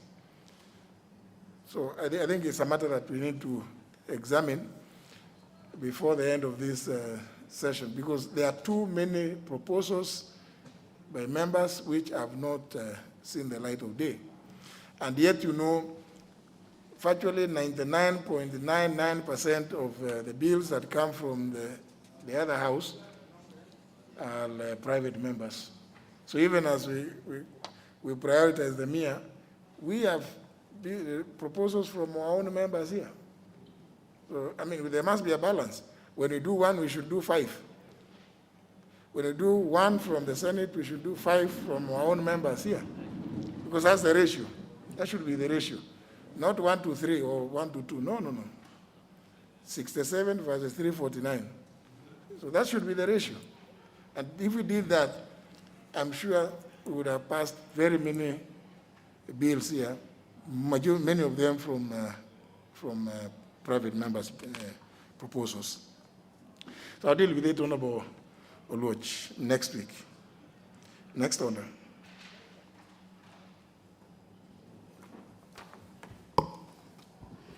Order number 8, procedural motion, extension of time for consideration of a petition. Chairman, Departmental Committee on Agriculture and Livestock.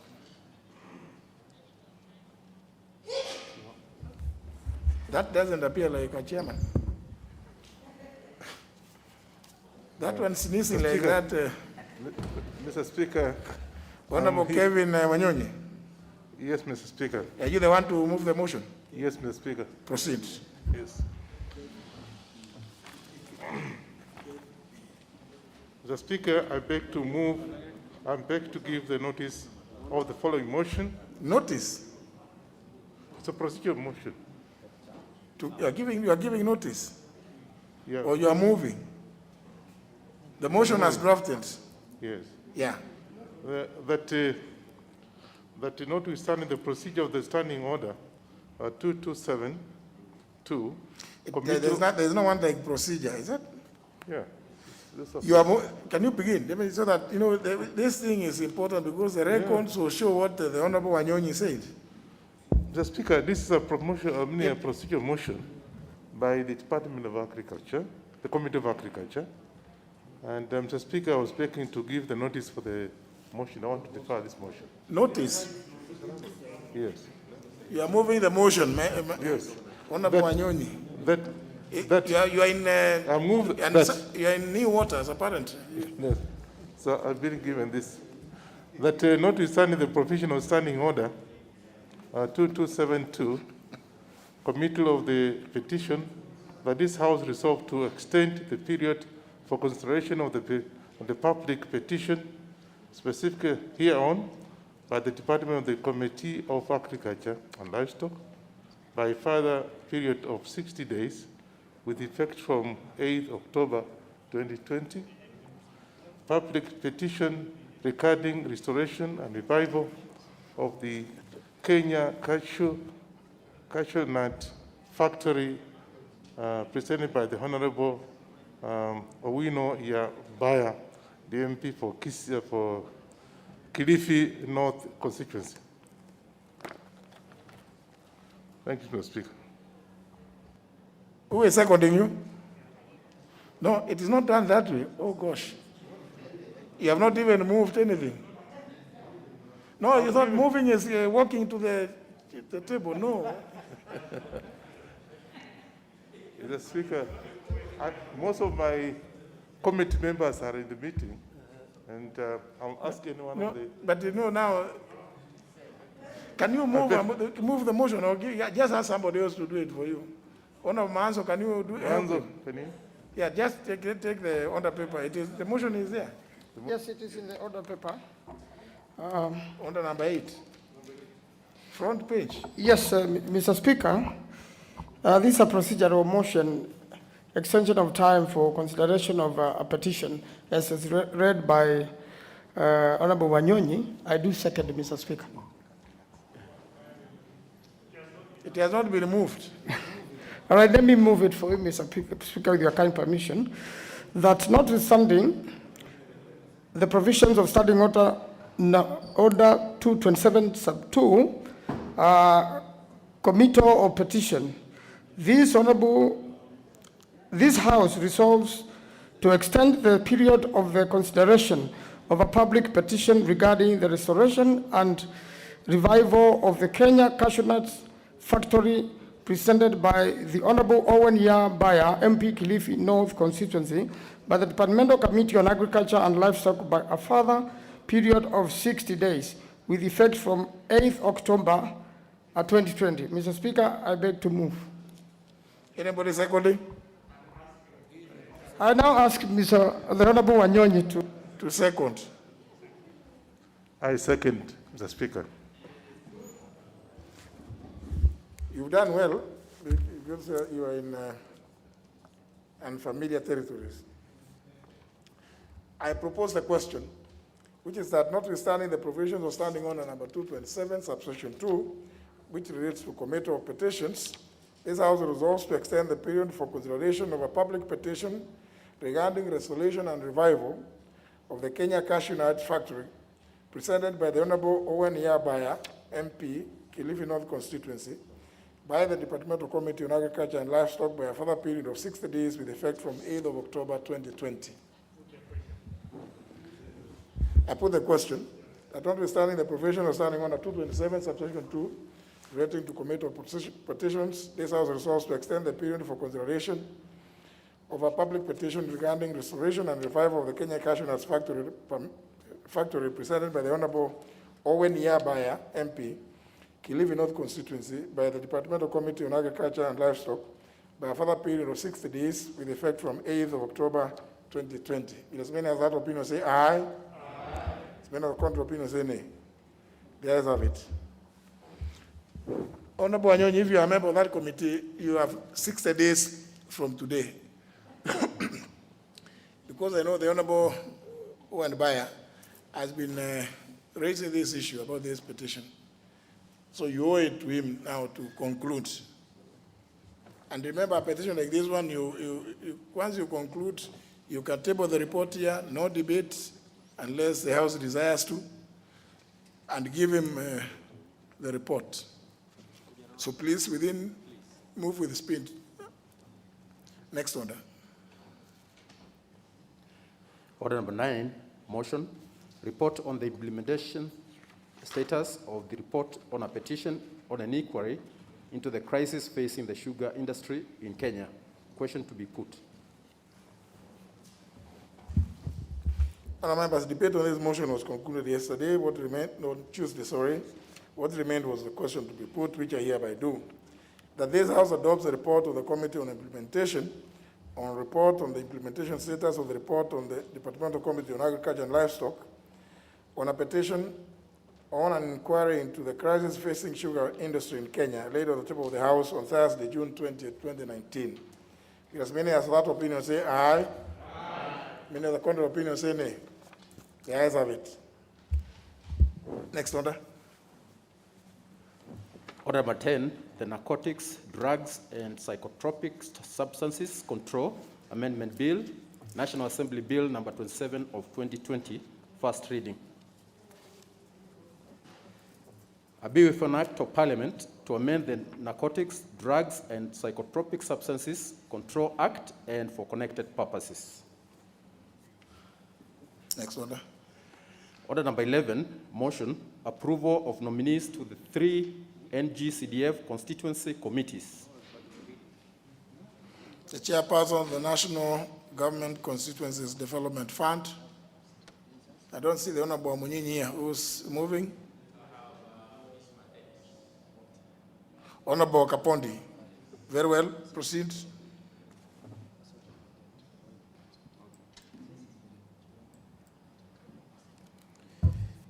Mr. Speaker, I wish to move that pursuant to the provision of Section 43, Subclass 4 of the National Government Constituency Development Fund Act 2015 and paragraphs 5, clause 2 and 10 of the National Government Constituency Development Fund Regulations 2016, this House approves the list of nominees for appointment to the following 3 constituencies of the National Government Constituency Development Fund, laid on the table of the House in today's morning session. Mr. Speaker, one constituency is Kuria East constituency. The names are listed. As per the order paper. Yeah, as per the order paper. The second constituency is Shinyandu constituency. The names are listed as per the order paper.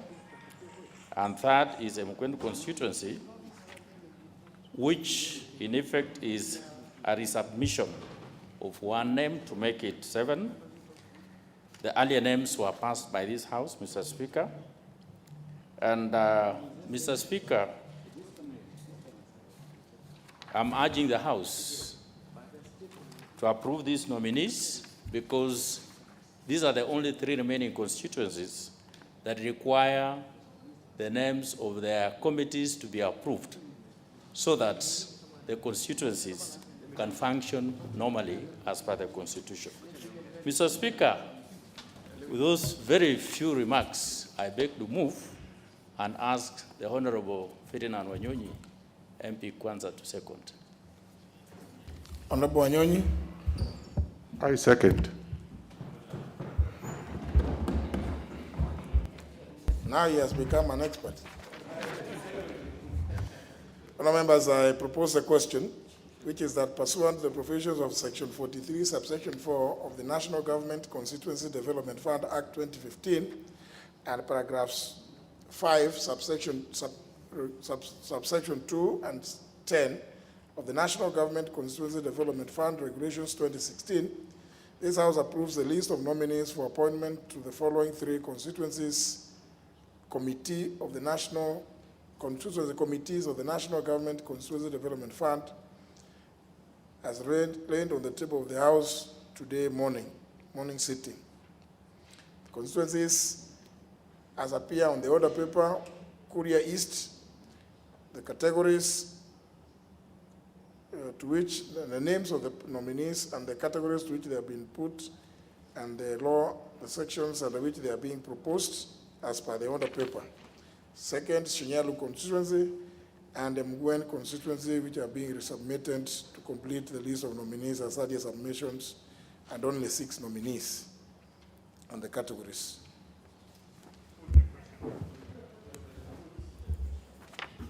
I put the question, which is that pursuant to the provision of Section 43, subsection 4 of the National Government Constituency Development Fund Act 2015, and paragraph 5, subparagraph 2, and Regulation 10 of the National Government Constituency Development Fund Regulations 2016, the House approves the list of nominees for appointment to the 3 constituencies as appear on the order paper. Will as many as of that opinion say aye? Aye. As many of the contrary opinion say nay? The ayes have it. Next order. Order number 12, the Public Fundraising Appeals Bill, National Assembly Bill number 66 of 2019, second reading.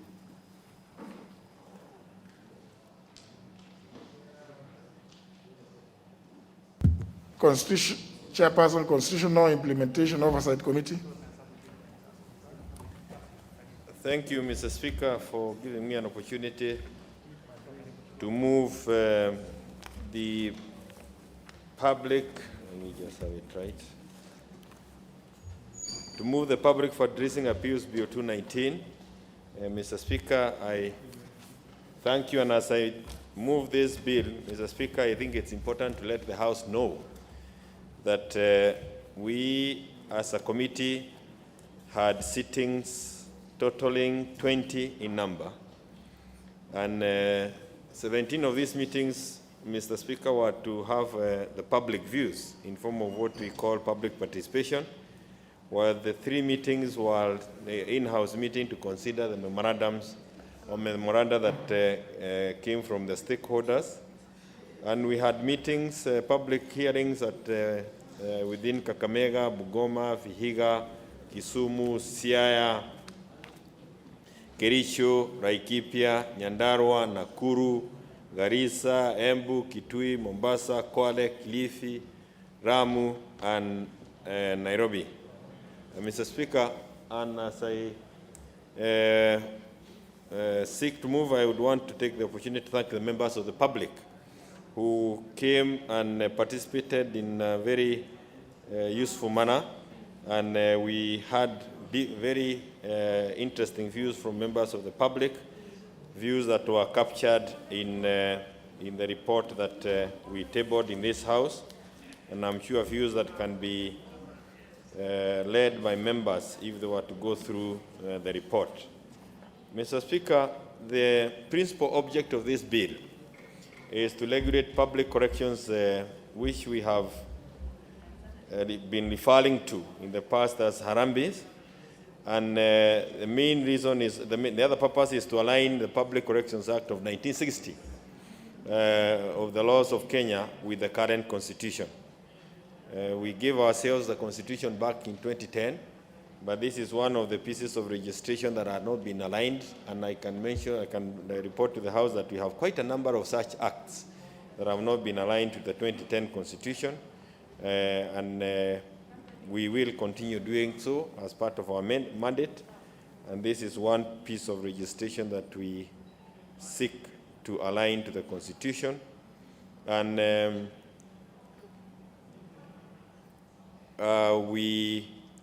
the bill proposes to repeal that Public Corrections Act of 1960, and in its place have a better legal framework to address the patent issues that are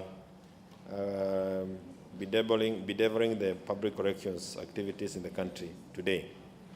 One of the things that we noticed in that Act of 1960 was that it was still referring to the provincial administration and not the devolved structures as we have them in our constitution. It still talks of divisions, districts, and provinces. And Mr. Speaker, this fundraising is a spirit that was coined, a Harambee spirit, that our movement that was coined by our founding fathers. It has helped in a big way to deal with the developmental issues in our country, and there is need to ensure that we streamline the legal framework on how we conduct the fundraising activities, so that we protect that activity, useful activity that we have had in our country, from abuses that we have continued perhaps to see in some quarters, and to enable and to ensure that the country continues to benefit from the same movement or from the same spirit again, but this time aligned aligned to our Constitution of 2010. The bill therefore seeks to ensure that public fundraisings are undertaken in a properly regulated environment by doing, among others, the following, Mr. Speaker. One is to provide a structured process for conducting fundraising appeals and for making contribution in relation to the appeal. Two, provide a regulatory framework to ensure transparency and accountability so that the monies raised are used for purposes for which the fundraising was requested.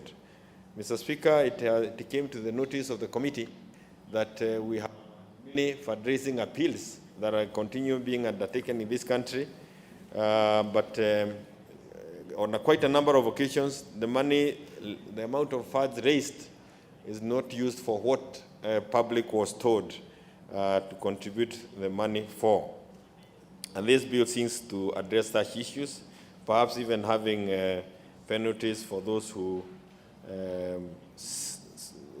in a way, may be misleading the public. It protects the public from fraudulent and misleading and even coercive fundraising appeals, and requires that fundraisings are conducted with some form of licenses. It provides a platform for provision for fiscal incentives as a means of engaging voluntary contributions in relation to Harambes. E.g., Mr. Speaker, the bill seeks to ensure to give tax incentives to those who contribute in Harambee, so that we can attract more of such givers, such donors, to help in the activities that require fundraising, and those activities are again specified in the bill. It addresses instances, as I may have mentioned, of requests that have come for Harambes with people who have some not very good motives, ulterior motives, like when money raised for purposes other than for those which the people have been called to fundraise. I have mentioned that, Mr. Speaker. We also have instances where money has been raised for causes that do not exist. The bill seeks to address such issues. And crucially, Mr. Speaker, and this happens everywhere, we have fundraising activities after which the fundraisers fail to disclose the amount of money that has been raised, and they always cite the issue of security, and that allows for people to misuse the money that has been raised, because people will leave the venue without knowing how much money was raised, and that, of course, hinders oversight or scrutiny as to what is done thereafter. Mr. Speaker, the bill also seeks to regulate the amount of money that is used when, in terms of funding the process of fundraising, because we find that there are some instances where funds are raised and all the money goes into the cost of fundraising, and nothing goes to the reason as to why fundraising was called in the first place. So expenses for planning some fundraising cases are always more than the monies that went to the actual cause, and this bill seeks to address that anomaly, Mr. Speaker. We have also instances, Mr. Speaker, where we have individuals in our society who now call for fundraising for purposes of changing their lifestyles. And this bill also addresses that issue.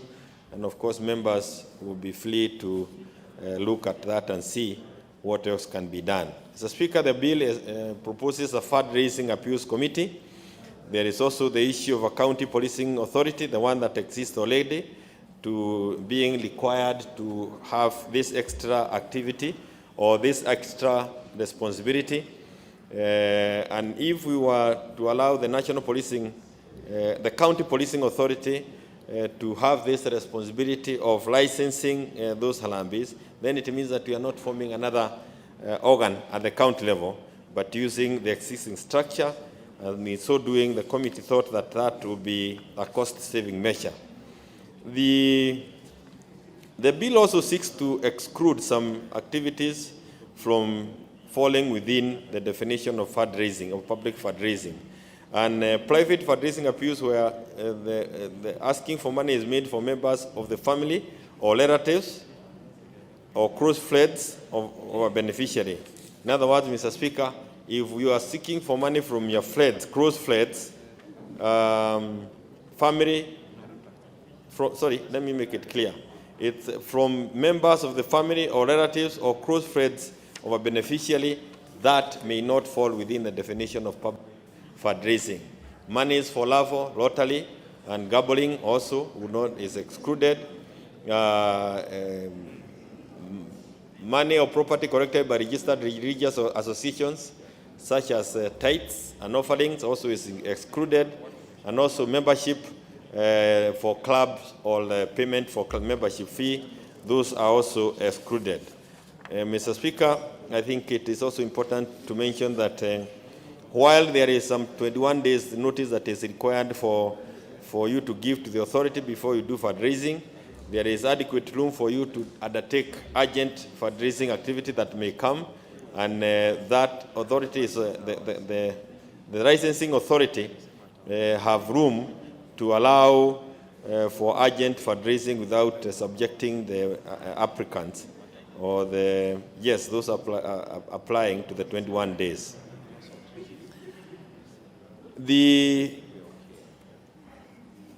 Of course, there are also conditions that are contained in the bill that would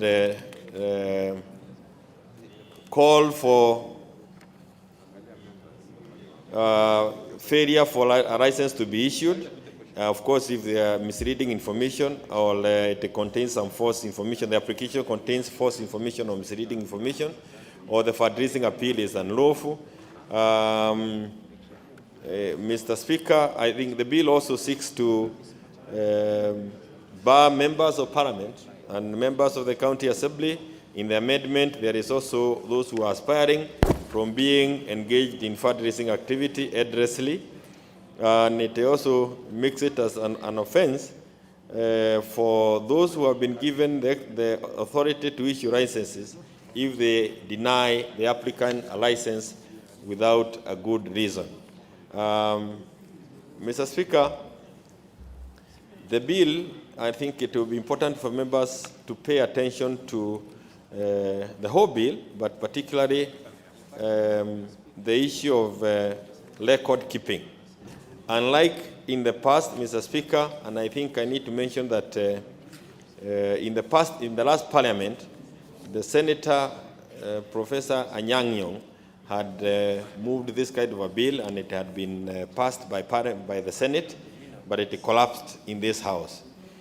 Part 5 of the bill, Mr. Speaker, requires that the records of accounts are kept by a fundraiser manager or the manager to the fundraising. And these accounts should contain details of the person who make contributions in relation to the fundraising appeal. They should contain the amounts contributed. It's important to have the name, the number, and address of the bank account to which the monies contributed is banked, and full details of all the funds and assets received as a result of the appeal.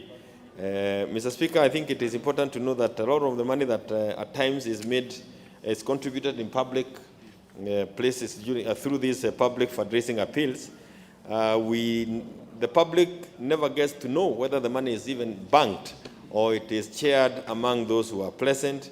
But for purposes of making sure that accounting procedures are followed, we are asking that this money be deposited in a known account, and the details of those accounts must be disclosed to the licensing authority. Full details of the amount applied for the purposes or objects of the appeal and how it is distributed. It's also important to indicate what kind of, how much money is being sought from the public and how it was distributed, any expenditure on assets, and the person conducting an appeal shall ensure that the records are kept in a way that enables them to be conveniently and properly audited. Mr. Speaker, that is key, because as it is today, public fundraising or public funds raised through our Harambee motto are not subjected to audit, but the bill now calls for audit when the Auditor General may think that it is important to audit such funds. Again, we have Clause 42 talking about the storage of the records and for the time that it should be stored. The duty to provide those reports is also provided for under Clause 43, Mr. Speaker. And as I mentioned about the audit, we have it at the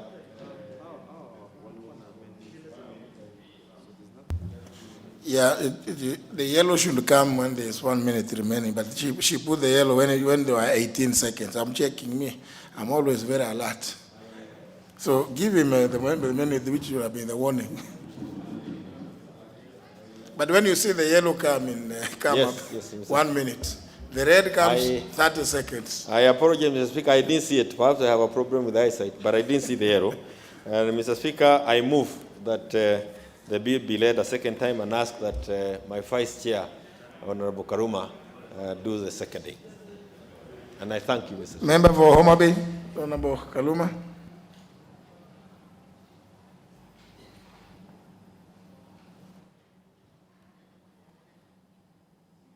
Honorable Kaluma, where is your account again?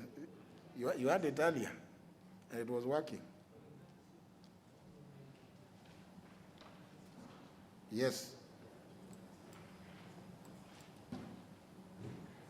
That's why it shows.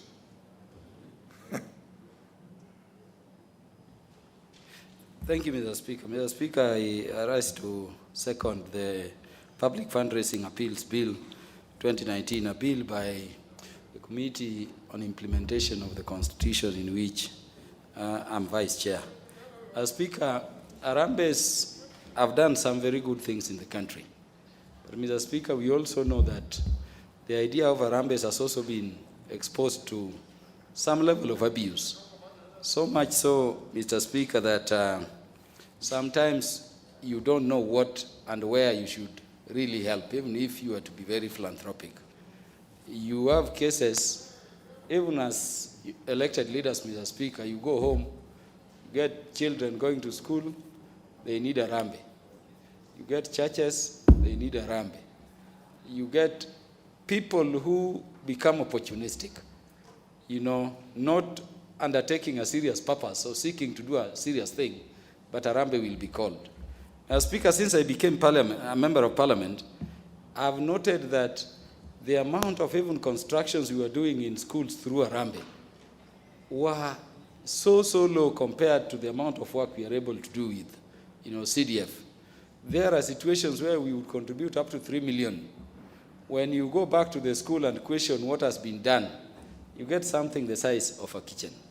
As Speaker, that is why I second and support this bill, to the extent that it is not forbidding fundraising as an idea through which we marshal resources to help public or needy cases, but to regulate it.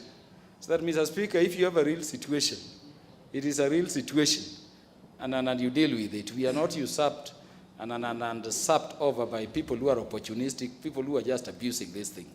In my constituency back, Mr. Speaker, even in terms of churches, there are churches you really want to do a rambe for. But, Mr. Speaker, I can tell you that there is a particular church in my constituency for which I've been fundraising for a single particular project which has never left the ground since before I even became a member of Parliament. And we are doing a rambe like 3-4 times for that project each year. But you see nothing. What does it mean, Mr. Speaker? That we need not only to regulate, to make it clear in what cases we may require support so that needy cases and deserving cases are helped and the resources that would go to them are not sapped. But we also need to have an accountability system so that when we are fundraising to do a thing, it is actually done.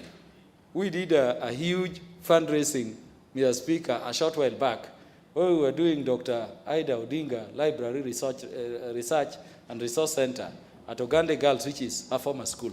Mr. Speaker, and I want to thank the people who contributed money. We got over 176 million in a very short span of time, some 30 minutes. Mr. Speaker, what would happen to the spirit of Harambee and fundraising if the people who contributed to a cause like that were to see nothing of that put in place? It disheartens, people. And if we don't have those accountability measures, we'll reach a situation in this country, Mr. Speaker, where even for good causes, you will be inviting people and there will be no system. We want a system where we are not just, helping through Harambes, but we can also incentivize the people who are giving.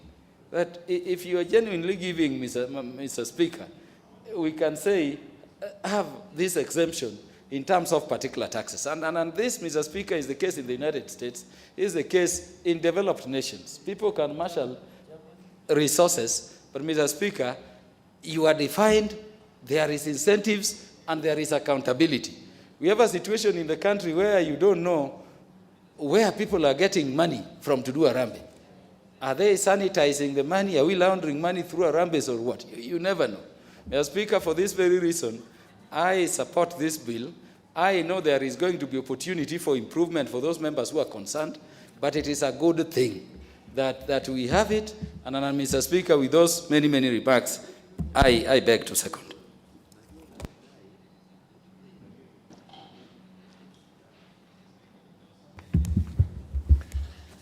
I propose the question, which is that the Public Fundraising Appeals Bill, National Assembly Bill number 66 of 2019, be now read a second time. I see there are a number of contributors. The member, first one, the member for Roiru.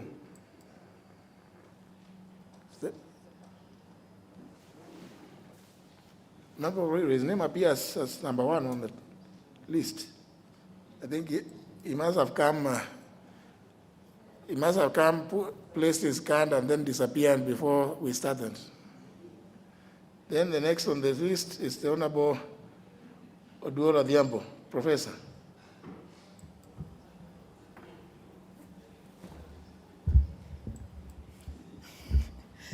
Thank you, Honorable Speaker, for opportunity. Sorry, just hold for your time is not going to be lost. In the process of giving you, I kind of interfered with placing. She was actually next to you, Honorable Millie Odhiambo. Your name was next, but I know somehow the machine went wrong, so you should be the next after her. That's the way the list is. Proceed, Professor, and make sure that her 1 minute is not lost. Thank you, Honorable Speaker, for opportunity to speak on this bill. Honorable Speaker, indeed, this is a bill that, as it is clearly indicated, is addressing a very key area of concern, because, Honorable Speaker, we really need to find ways by which public collections, Harambes as they are known in the country, can be those that give the causes for which they are collected some useful perspective. Honorable Speaker, indeed, I support this bill. However, Honorable Speaker, as I support it, I am happy to note that we are talking, Honorable Speaker, about a key concern that we would like to curb corruption. Honorable Speaker, I note that we, in the bill, are indicating, as is appropriate, that it is important to look at the architecture and indeed, Honorable Speaker, to ensure that there are ways in which the monies that are fundraised can not only be seen to be put to good use, but the process of raising the funds itself would need to adhere to the set premises. I support the bill, Honorable Speaker, but I do so by seeking that as a House, we recall, Honorable Speaker, that there was pointed out recently that we need to recognize that as we come up with the bills, Honorable Speaker, there would not be, in terms of sometimes how they address issues of the context or culture of engagement in the country or other existing frameworks, be bills, Honorable Speaker, that could pass and then we would be told they are unimplementable.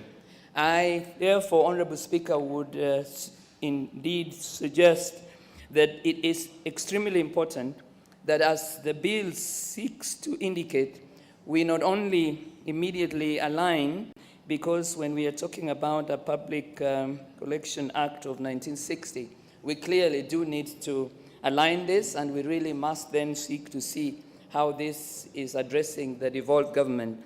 However, Honourable Speaker, when we are going to be looking for incentives and we seek to, Honourable Speaker, get the good practice, say, from the United States, where we would want to ensure that there is an incentive, I would urge, Honourable Speaker, that we would look in particular at the manner in which this particular incentive would work. Because there are quite a number of cases, Honourable Speaker, where the very people who sometimes have to come together to raise these funds might be, in terms of their engagement, those for whom something like tax incentive or encouragement might not really apply. And so I support the bill because I see that the bill truly is discussing and addressing an area which is one that is requiring and desirous of action. I am, Honourable Speaker, however, not sure that legislation is what is going to handle this, especially given the architecture, the culture of practice, and the needs that so far arise, some of which encourage that we engage in fundraising. And so, Honourable Speaker, what I would say, as I support the bill, that we need to get to address the culture of practice, and that we do not just stop at legislation, Honourable Speaker, because there are a number of issues that require behavioral change, that require attitude change, but also those that require that where we have corruption and loopholes that they exist, it might not necessarily be those that will be handled in this way. I thank the committee, Honorable Speaker, and I hope that we will go just beyond legislation and also pick practices that are culturally relevant. Thank you, Honorable Speaker. I support. Honorable Milio Diambo. Thank you, Mr. Speaker, for giving me this opportunity. Mr. Speaker, I wish to support this bill in principle. And I'm saying I will wish to support it in principle because I've not actually had the time to look at it in detail. And if there are issues that I would wish to look at and perhaps make suggestions on amendments.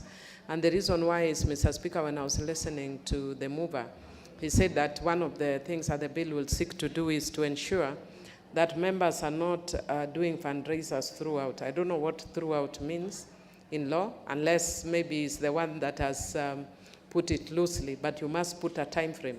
I know there was the bill that Honorable Anyang' Nyong'o had brought had indicated that fundraisers would stop 8 months to elections.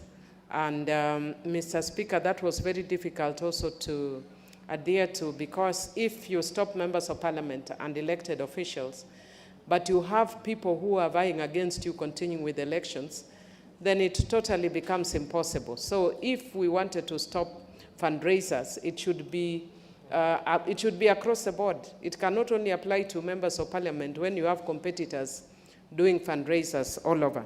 What I would want to suggest is also that there used to be something called the DDC, which was assisting in development in the community. And I think we need something like that, but not, sort of what we had, which was executive heavy. But you need one that also has members of parliament.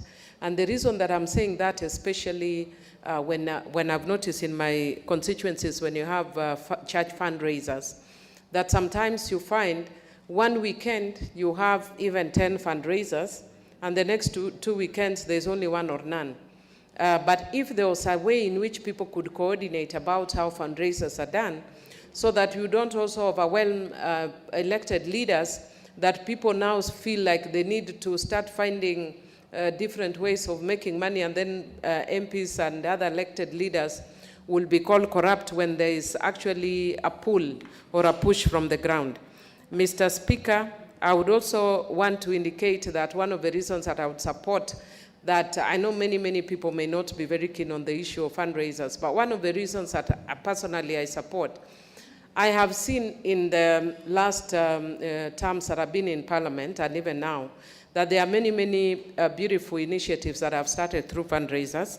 I started one just as example, Chamakoa Dispensary, which I first did with Honorable Junette, actually took me as a guest of honor. We did a fundraiser, that time we were still allowed by CDF, we put in some money. And the county has now finished it, and it's the first dispensary there because we started with a fundraiser. Rosinga Girls, which is now a very big school, I started the very first ever fundraiser there, and it is now a very good school. And Mr. Speaker, one school actually tricked me and called me to do a fundraiser for them. And then when I went there, I discovered they had actually started a school, Honorable Milio Diambo, Aringo Girls. And now it is actually there, it's picking up as a good school, but also started with the spirit of fundraiser. But Mr. Speaker, what I'd want to also note that with the issue of technology, the issue of abuse of fundraisers is becoming more evident, because people can reach you from across not only your constituency, but across the country. And sometimes people call you for fundraisers, even when there are people you don't know. Even now as I'm talking, somebody has actually spoken to me now and tried to add me to a group. They don't come from my constituency, I don't know who they are, but you are just added to group upon groups. And I think there's a way in which we must be able to not only regulate, but also ensure there's accountability, because just as Honorable Kaluma says, I have a church in my constituency, a Catholic church to be precise, that we have fundraised for year in, year out, and it does not move from the lintel since we started fundraising. Now I think I've put in, personally, I've put in money more than 200,000 of my own money, but it doesn't move. Even my tiny little money should have shown that there's a movement in that. I know the church is very, very hesitant when we try to talk about issues touching on them, but the same way, even the Bible calls on the issue of accountability. So I would look at it in depth, and Mr. Speaker, I'll see whether I can see personally areas that can strengthen it. Otherwise, I support.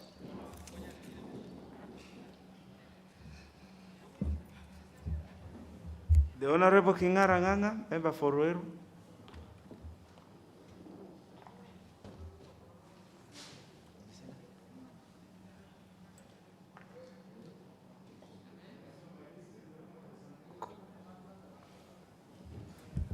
Thank you very much, Honorable Speaker, for giving me this opportunity to also inject my voice on this very important bill. And let me start by congratulating Honorable Kioni for bringing this bill. It actually indicates that people mature with age. And Honorable Kioni, having been in this house for a long time, you have come with a bill that will really assist this country. Honorable Speaker, we will not overstate or stress the importance of fundraising in our country.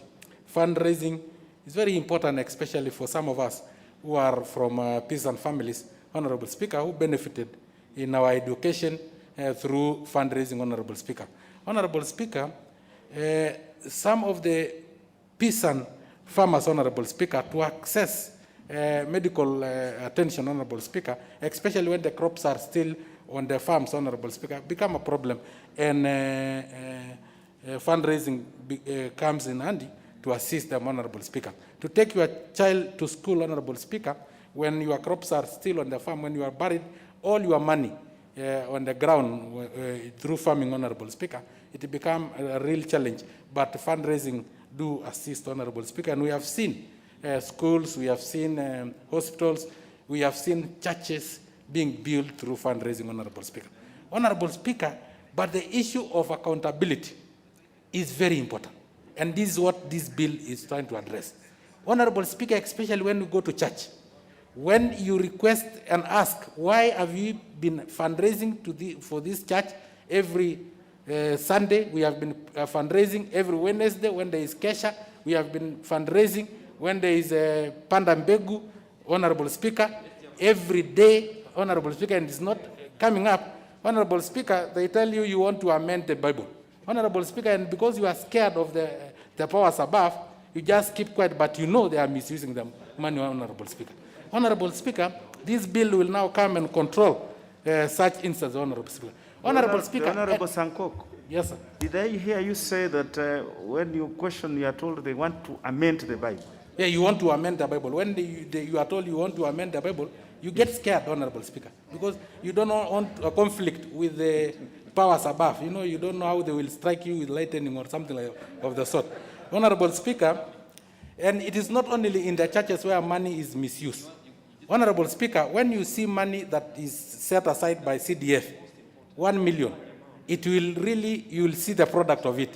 But when you see 2 million, 3 million from fundraising, you may not be able to really see what have happened with the money, Honorable Speaker. They say they have been paying bill, there was a cow they slaughtered and something. Honorable Speaker, and even there is political conmanship in even fundraising, Honorable Speaker. Honorable Speaker, you remember there was people raising funds, I don't know which group, through bill number 672 to pay striking teachers, Honorable Speaker. Honorable Speaker, these are public funds. Most of the teachers went back to school because Honorable Hosion negotiated and they actually went to school. No teacher was ever paid that money. I've never heard. I've asked all teachers with disabilities. They never reported to me that they were paid. We don't know where the money went. There was also money raised through pay bill number 991-444 for a repeat election. The repeat election was actually boycotted. But we don't know because this money was raised by citizens of this country to assist in the election. If you boycotted the election, then you should have returned the money or you will have put the money into another project, Honorable Speaker. We want the Auditor General to be the one auditing this mega fundraising, Honorable Speaker. Because these are public funds. We raise funds with an intention. If it is for an intention to build a school, Honorable Speaker, we need to give this money to the accounting officer. And Honorable Kaluma actually raised the issue of raising funds, I don't know, in a hotel, 170-something million. Yes, I think it should have been in a school compound. And again, if you raise the funds let us hand it over to the principal of the school or the accounting officer of the school, but not to individual, because, Honorable Speaker, it will bring conflict of interest, Honorable Speaker. Honorable Speaker, with those very many remarks, I really do support this particular bill, and Honorable Kioni, congratulations. Let us control, let us have the Auditor General auditing most of these funds because they are public funds and there is intention of raising those funds. If it is for the hospital, let it go to the hospital. Thank you. The Honorable Oundo Ojiambo. Thank you, Honorable Speaker. Just the Speaker spoken before us has really amazed us about amending the Bible. But nevertheless, as the substantive Speaker said, he offers a lot of relief in the times of stress. The Honorable Oundo, before you go on, I thought I had heard him wrong. But it pricked my mind because over the weekend or 2 weeks ago, I was sitting with some gentlemen and they were proposing that they would also like to amend the Bible. So I thought he was part of that movement.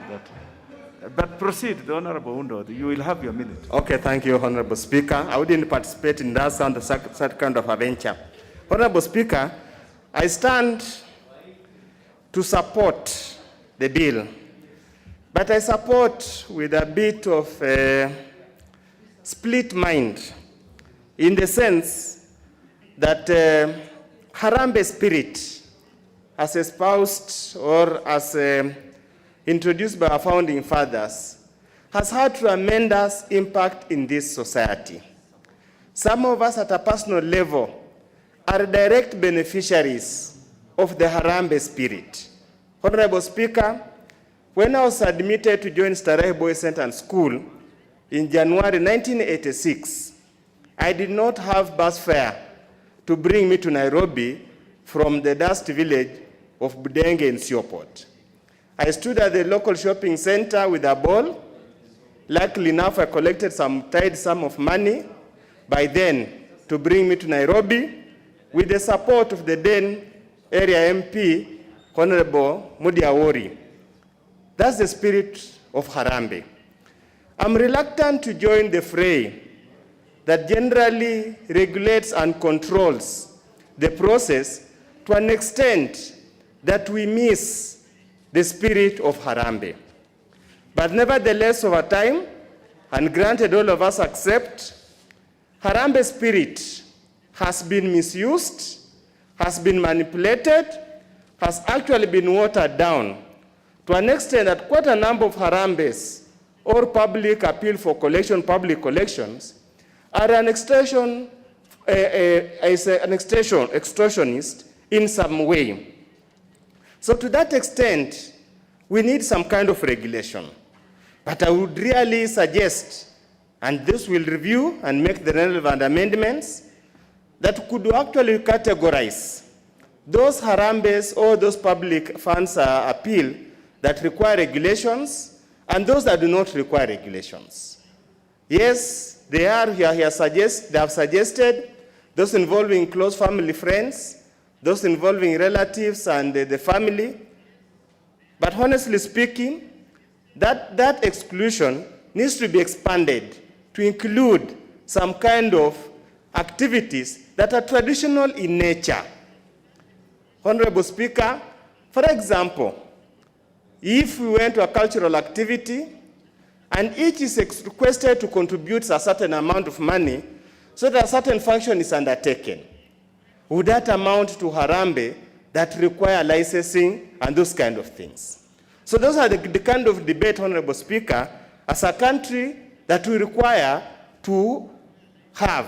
Honorable Speaker, I totally agree that we must regulate the Harambee movement so that we don't use it as a form of money laundering. We don't perpetuate corruption. Honorable Speaker, many of us, every Sunday evening, we are indebted with the news on TV, newspapers on Monday, radio all over, where a single individual contributes 30 million in one weekend. Yet when you look at their tax returns, probably they could easily be compared to 750 US dollars like that one of President Donald Trump. Honorable Speaker, on that score alone, I would support these regulations. Honorable Speaker, the issue of licensing, as I said, we need to be very pragmatic. Many times, the appeal comes as a result of an emergency. Getting the mandarins, getting the administrators to provide that license might be onerous and cumbersome, and the entire thing will be defeated. Honorable Speaker, yes, it's a good idea, but good ideas should always be ready for further improvements. On that score, I support, but with reservations. The Honorable Undo, you will have an opportunity at the third reading to do an amendment, but don't bring the other one that the Honorable Sankok had alluded to. The Honorable Tum Chebet, the member for Nandi.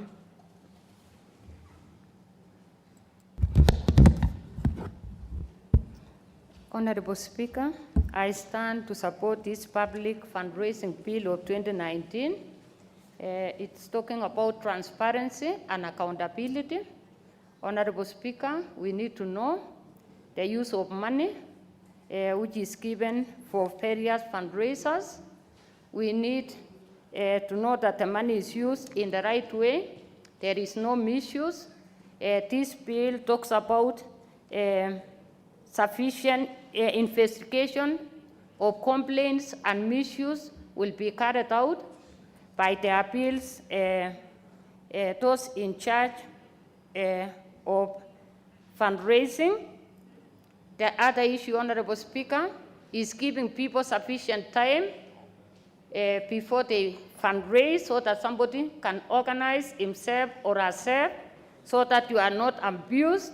You are not called to an Arambe just now, and you are told in 1 hour you are to contribute. People are to be given sufficient time. Honorable Speaker, the bill also talks about tax incentives to those who give their money. In other countries like US, when you contribute to what it costs, you are exempted from paying some amount of tax. So if this is introduced, this country will be developed more and more because people will keep to what it costs. Honorable Speaker, tithes and offerings are exempted from this bill. The Bible tells us it is blessed to give than to receive, and we are to continue giving our tithes and offerings because it is a command in the Bible. So this bill is very nice because it is not touching on tithes and offerings. Honorable Speaker, I object clause 44, which says a person who contributes in a fundraiser has to specify the source of contribution and declare such contribution in the income tax. Honorable Speaker, it can be a fundraiser which is required just, let's say somebody has had a road accident. When are you going to declare your income tax? Every year, we are required, Honorable Speaker, to fill our tax returns. It is going to kill the morale of people who want to contribute towards fundraisers, Honorable Speaker, which are accidental. I mean accidents, or let's say somebody's house has been burned or destroyed by floods.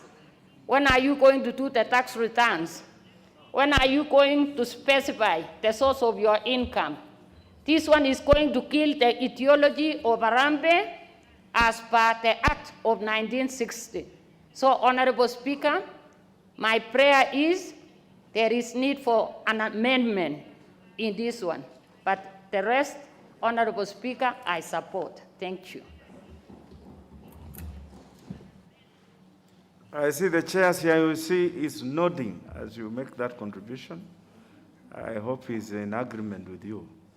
The next is the Honorable Duo Rombaka, member for Siaya.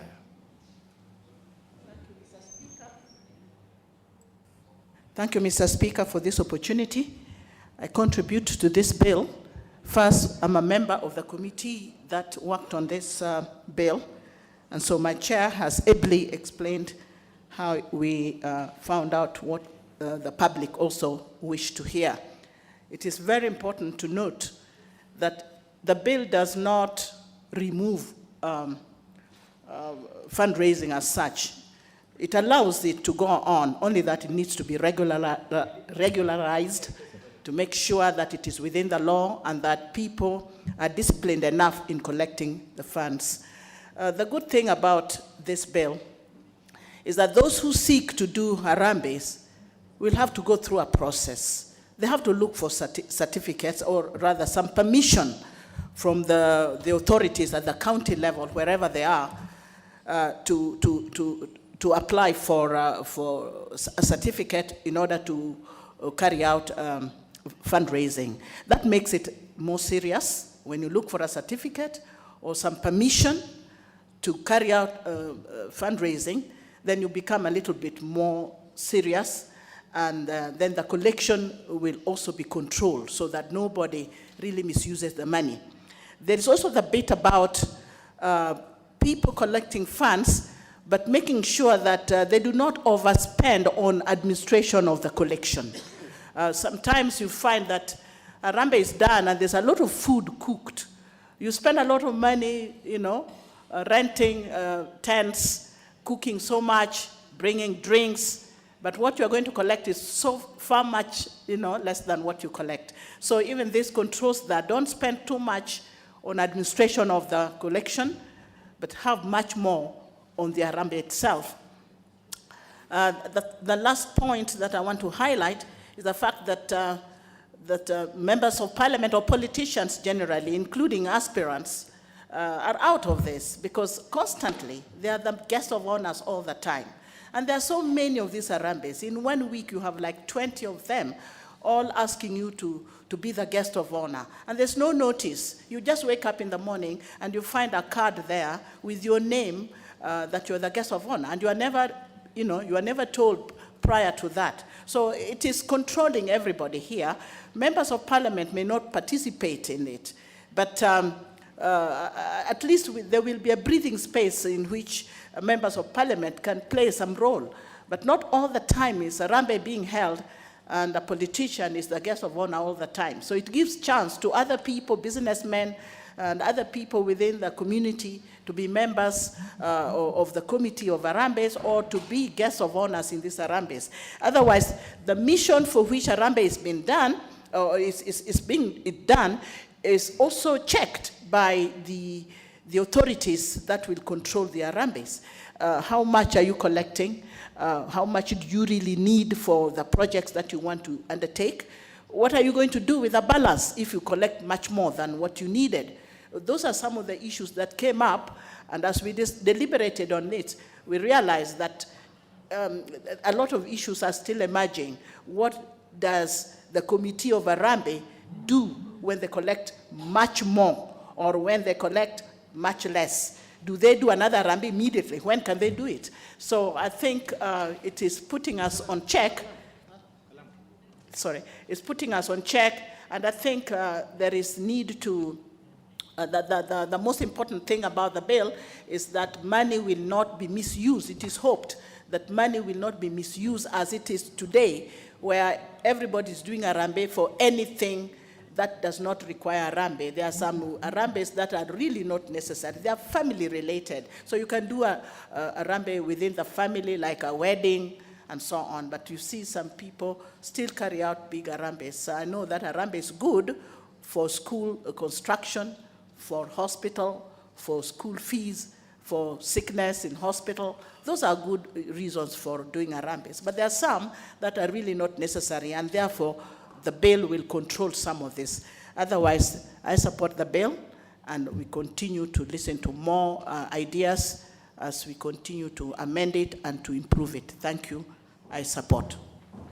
The Honorable Mohammed Sheikh, member for Wajir South. Thank you very much, Mr. Speaker. Thank you very much, Mr. Speaker. On the matter of this particular bill, I do support of the public accounts. and functions appeal, I wish to say. It is very important that, that we all understand the importance of our public fundraising appeals that does contribute to the functions of various needs in this country, and that is where we are. So I only wanted to raise and say that I do support at this particular juncture of this bill. Thank you. The Honorable Fuku Kwenya, member for Kinango. Thank you, Mr. Speaker. I do not wish to contribute on this particular bill. My interest is in the PIC report. Thank you. Very well. The Honorable Mule, member for Matungulu. Thank you very much, Mr. Speaker. I want to stand to contribute to this bill with some reservation, Mr. Speaker, due to some gray areas coming up on the bill.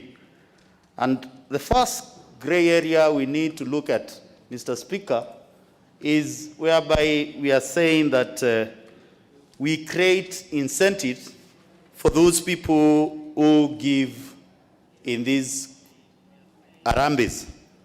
Mr. Speaker, this country requires resources. And I cannot imagine we sit here to reduce collection of taxes from those people who are making more money, from those people who want to give, Mr. Speaker. That's a bad directive, Mr. Speaker. We cannot sit here and try to create a law whereby we are creating incentive for somebody who is giving. Mr. Speaker, you are not giving because it is a must. It's voluntary. So, Mr. Speaker, first and foremost, we want to be very sure. What incentive are we talking about? Are we saying that this person should not pay bills? It means that those who give more, like what I've heard Mr. Honorable Udo say, that somebody gives 30 million, he requires incentive immediately, Mr. Speaker. It's an abuse of the law. Mr. Speaker, secondly, Order, members. Member for Wajir South, you've just walked in, you have spoken, now you are shouting across Parliament. Surely you must have some respect for this House. Thank you, Mr. Speaker. Baby is concerned with this bill. And I want to say, Mr. Speaker, I cannot understand the import of the committee when they were doing this bill on Chapter 20, saying that elected or nominated members of Parliament should not participate in fundraising. Surely, Mr. Speaker, we need to be realistic. Fundraising is voluntary. It's not a must. And if I feel that there is I need to go and do a fundraising at Millie Odhiambo's constituency, I should be at liberty to do that. I should be at liberty to give when God has given us the chance to give, Mr. Speaker. So, Mr. Speaker, there are several issues coming up from this bill, and we need to be very clear and say very heavily that we are going to bring serious amendment to this bill during the third reading to make sure that we align the entire bill to the realities on the ground. Because as a member of Parliament, you need to be in reality of what is happening in your constituency, in your country, and you cannot be left out on this noble idea. How can you leave leaders out on a noble idea? Mr. Speaker, we will support this bill on the issue of accountability, on the issue whereby people must show cause why they need to be fundraised for, and they need to be accounted for the money we give them. We'll support all that. Mr. Speaker, we'll support the committee at the county level, even it should go all the way to the ward level. Because, Mr. Speaker, you find some of the Harambes which are done cheekily are down there. And the common mwananchi who is trying to raise few coins within his locality is conned within the system. So it's not a must we go all the way to county. We must go down to the constituency level so that we can regulate the conmanship within the spirit of Harambee. Mr. Speaker, it is good to state very clearly that those who gives those big amount of money must declare that the source of their money from, where the money is coming from, and they must declare it to KRA so that we can tax them more. If they have more money, they need to pay more taxes to this country so that this country can grow. Mr. Speaker, as I finish, I will work out with some colleagues. We put up some very serious amendment to sanitize this bill.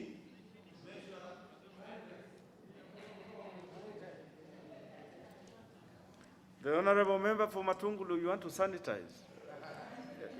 I interrupted you. I'll add you 1 minute.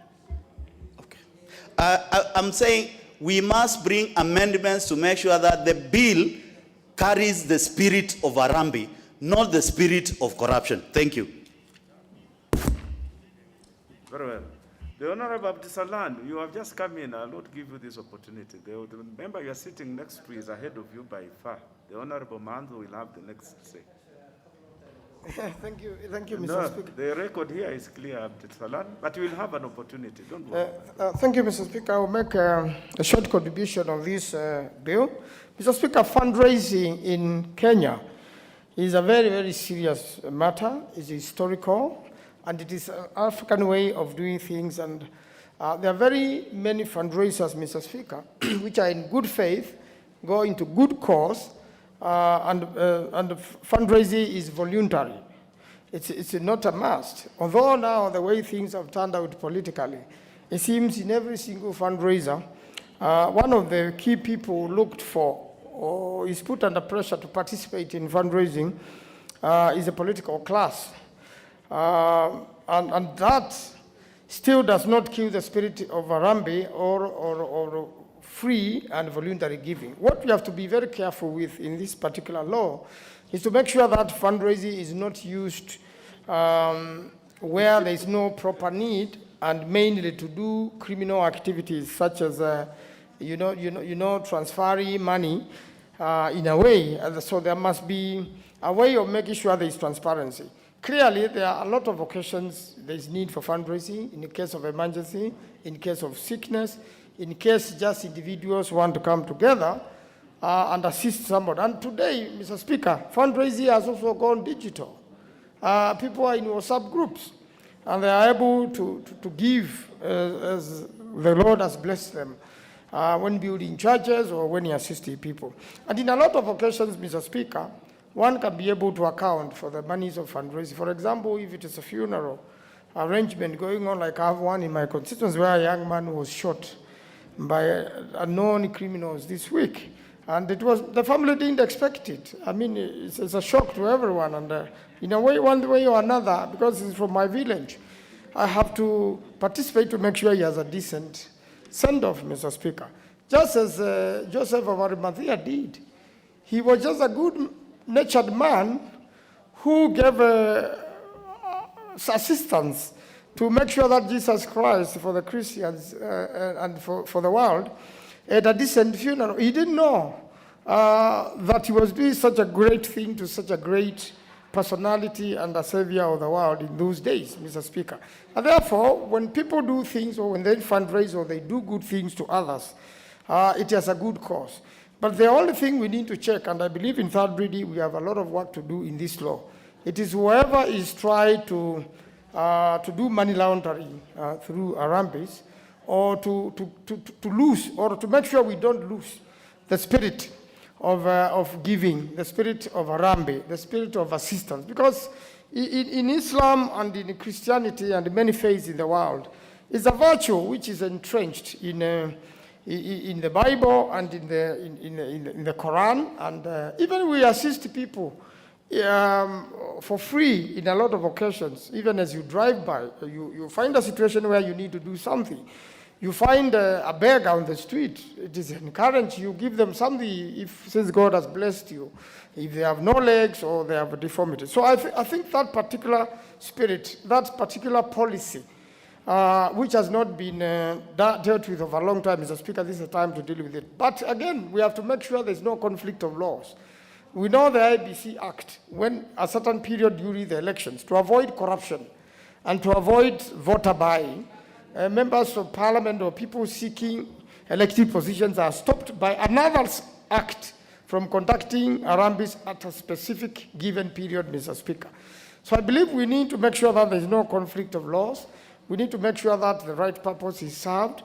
And Mr. Speaker, this is a law we need to relook again very keenly and make sure at that reading we make it so good and attractive to Kenyans so that we can continue doing the good things Kenyans have been doing, but make sure that there is accountability. I thank you, Mr. Speaker. The Honorable Yusuf Halima.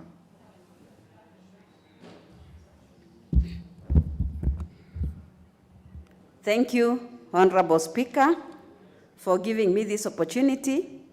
I also want to support this bill, the Public Fundraising Appeals Bill 2019, brought to the floor of this House by CIOC. Honorable Speaker, I'm a member of the committee, and I was part of the members who went out during the public participation. And Honorable Speaker, members of the public raised a lot of concerns, amongst them that the spirit of fundraising has been abused. You find that during funerals, people fundraise not only to bury the departed, but they also fundraise to buy new clothes, which is very unfair to those people who are raising the funds. You find that some people want to fundraise for luxurious lifestyles. So, Honorable Speaker, members of the public were very concerned, and they brought it out as we were going round. Honorable Speaker, this bill seeks to promote accountability and transparency in carrying out of fundraising. And Honorable Speaker, I am sure that this bill will ensure that there is prudent use of public funds that are collected so that in future, people don't misuse funds that have been collected from the public. With those few remarks, Honorable Speaker, I support. And now the Honorable Abdisalan. Speaker, I also rise to support this motion. Indeed, it is timely. And of course, the principal object of the bill, which is to regulate public collections, is really quite timely. Indeed, what is happening in the country now, there is a really need to regularize this fundraising or public collections, because... just 1 minute, just 1 minute. The Honorable Mwambire, you are next on the list, and I can see you have given up. If you just hold your horses for a few minutes, you are next on the list. Yeah, and indeed, it is good also to wait for the next, because he's a member of that committee. So, Speaker, I think it is really important, because recently we have witnessed loss of 2 lives at Muranga. And I believe there is a tendency of people doing, planned for fundraisers during all Sundays in places of worship. I think places of worship is supposed to be places for prayers, devotion, bringing people together, building peace and all that. But recently what is happening is that, especially in the church, of course, the religion I belong to, we don't do a lot of politics in the mosques and, lead to loss of lives. So I think this is really timely. There is need for people to disclose the collections they have made. We really need to understand what is the collection meant for. Is it spent for the purposes that the money collected, has been meant for? There is a tendency of sometimes even using huge amount of administrative costs, sometimes even bigger than the money is collected. Is that really happening? Of course, sometimes, as you have correctly put, at times it is important even to declare, to disclose the source of the money, because you cannot be doing a lot of collections where the source is not known, then take to the church. I think there is a really need to clearly say that money that money is collected is meant for. Money is collected, of course, is clean money for that purpose. Above all, what is important is close coordination, networking, and collaboration. I think the bill says it is supposed to be between the county policing authority. But where I come from, I think it is important that I know Sankok looks a bit uncomfortable because he could be expert in that field. Just hold your horses. The Honorable Sankok seems to have a point of order. Honorable Speaker, the honorable member is out of order because our faith allows us, and the Bible allows us to do donation, but does not give us spiritual eyes to know which eyes are, which the Honorable money. Sankok, you are out of order. You are now arguing with the Honorable Abdisalan. What is out of order? What is out of order?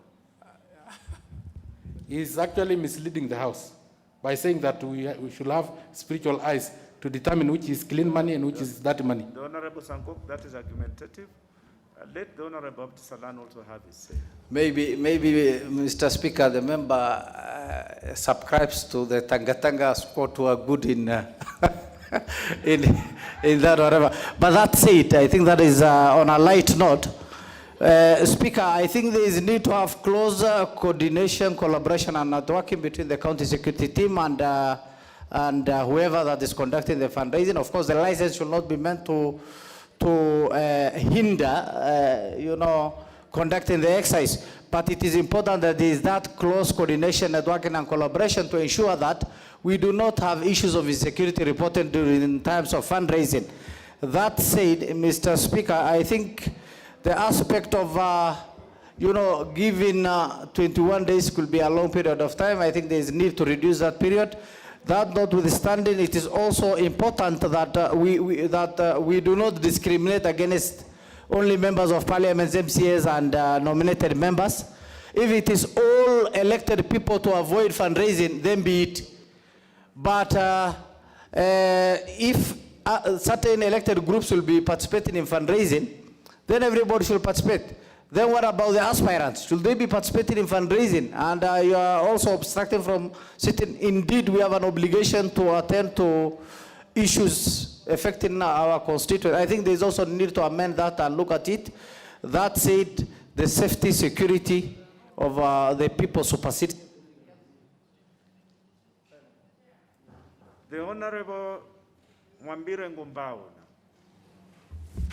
Thank you very much, Mr. Speaker. Mr. Speaker, I rise to support the bill with the following points. Mr. Speaker, looking at what is happening in the public, there is a lot of flows which are happening even by which we do as elected leaders.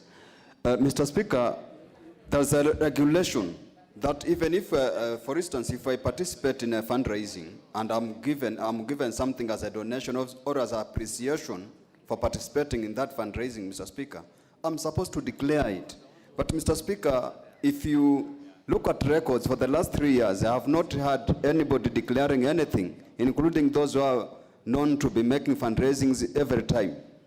Mr. Speaker, I think it is now time to have regulations on how we conduct these fundraisings. Because sometimes, Mr. Speaker, you just wake up in the morning and find yourself to have been added in about 5 or 10 groups, WhatsApp groups, which are doing fundraisings. As I'm speaking, Mr. Speaker, I've just received 4 invitations for fundraisings in the next weekend. And Mr. Speaker, out of these fundraisings, there must be set guidelines so that at least we know we are fundraising for something and the amount for that fundraising is supposed to be a certain amount. And in case it surpasses, there must also be a regulation to put it clear. I've heard my colleagues saying that 21 days is very few. I know, Mr. Speaker, there will be some exceptions because if you are fundraising for a burial, it will not take 21 days. But there must be some clear guidelines on how we are going to conduct every fundraising. We don't want to leave everything open. Mr. Speaker, I participated in a number of fishy fundraisings. Mr. Speaker, there's a time I was in my office when I was serving another position, when a young man came with a girl and they wanted to be assisted for school fees. Mr. Speaker, we converged and I had a fundraising knowing that we were taking that girl to school. We even gave a responsibility to one of us to go to the school to wait for that girl so that more payments can be done. Mr. Speaker, in that day, in the evening, we discovered that out of that fundraising, the money was used to do abortion. The girl was pregnant, Mr. Speaker. We felt very bad, but we had already contributed, and it was not easy to trace the boy who introduced to us as a cousin. Mr. Speaker, this happened because we did not know or did not have a clear guidance. We must have a guidance, Mr. Speaker, because whatever is happening is not clear. Even in other areas, Mr. Speaker, we are told that in every fundraising there must be at least an administrator. Administrators are not attending those fundraising because they also supposed to pay something out of the fundraising, so they shun away from such gatherings. Now, if we are left with the public and some are not very clear. In another scenario, Mr. Speaker, for instance, I went to another fundraising whereby the fundraising was about a wedding. And these are two functions. They were about a wedding, Mr. Speaker. Last Sunday, when I sent my contributions, in the evening I received a call whereby the lady had refused to be married because the man had failed to buy the best suit for them, for the wedding. And the money has not been returned, Mr. Speaker, up to now. Now you can imagine that such a scenario whereby you contribute for a wedding, the wedding will not occur and people are not going to be given that money. It happened to me in 2008 and it happened again last Sunday, Mr. Speaker. So regulation is very important. As much as we want to assist, there must be a clear regulation, Mr. Speaker. So there's no way we can leave it open because we have been raised through fundraisings, among other issues. I support the initiative of this bill, and I support the arguments. And if it comes to time to panel beat it, critique it, but we cannot at any time think of killing this spirit of having a regulation, Mr. Speaker. I support the bill. The Honorable Ngumbao, I sympathize with you because you contributed and the money that you contributed was used to further a criminal enterprise in procuring an abortion, which is a criminal offense.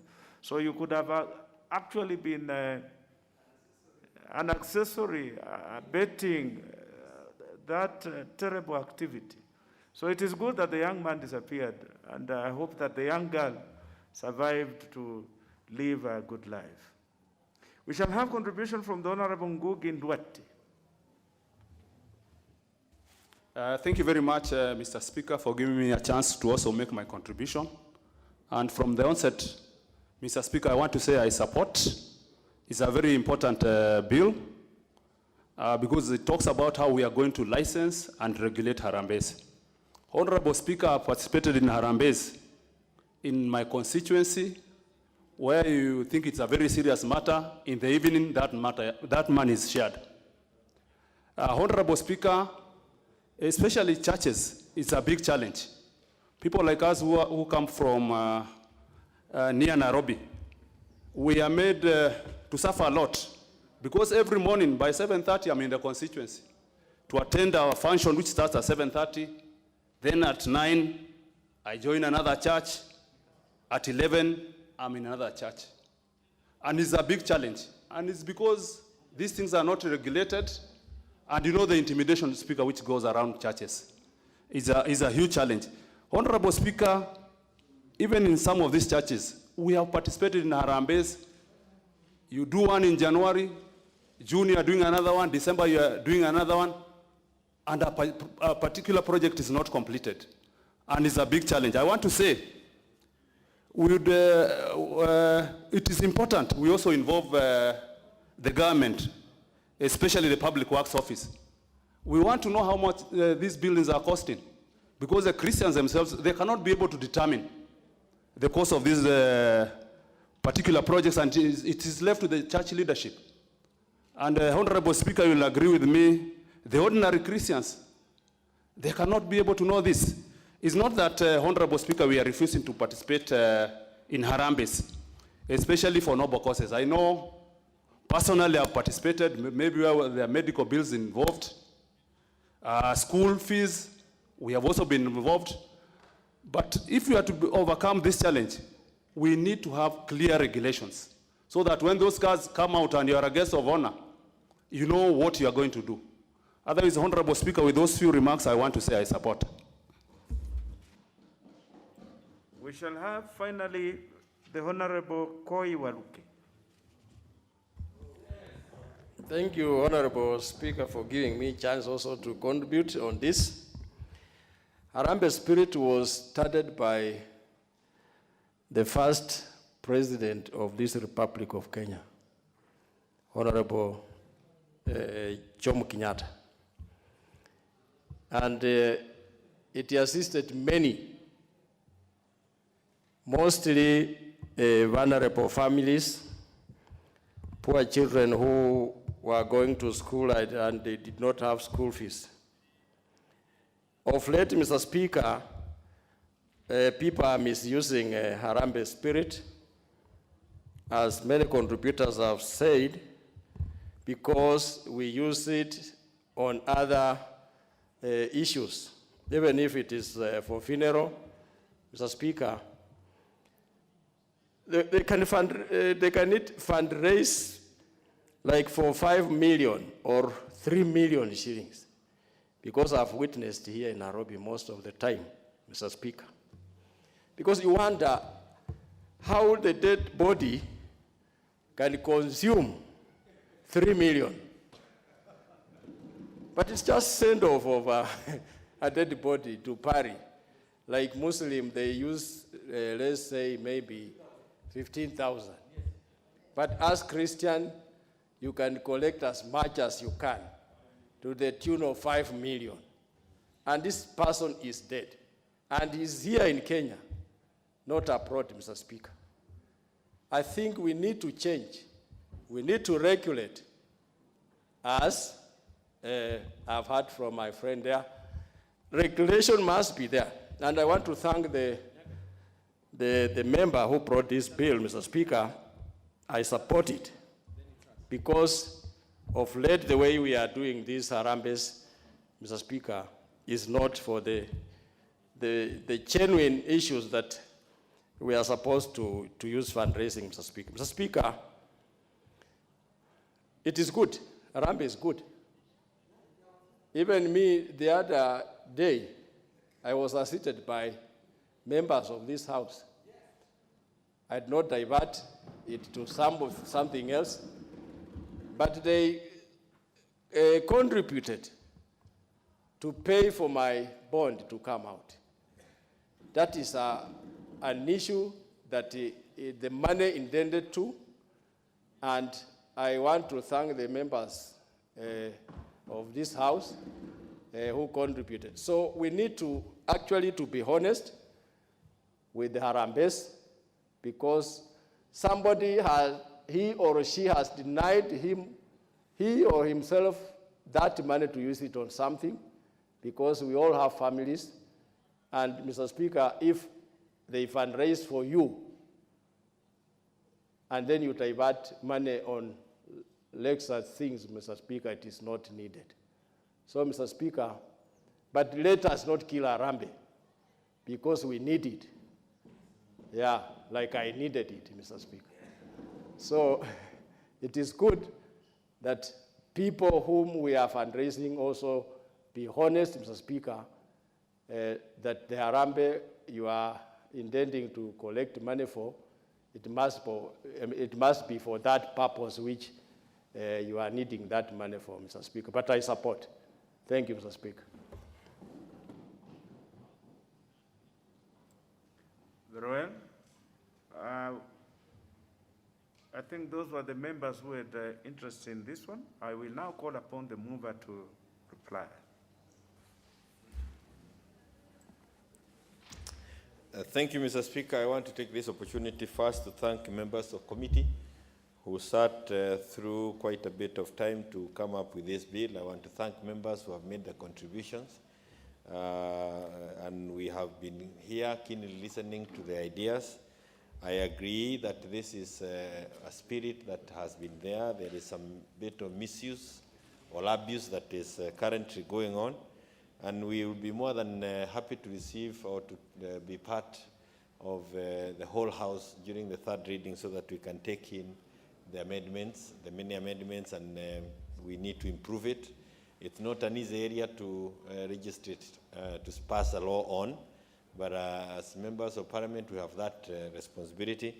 And Mr. Speaker, again, I want to thank each and every member who made that contribution. Again, we'll be happy again to have them during the third reading so that we can improve this bill and it becomes useful, encouraging members of the public on these issues of Harambee, but in now a structured manner, because we have come a long way since it was introduced back in the 1960s. I thank you, and what was I doing?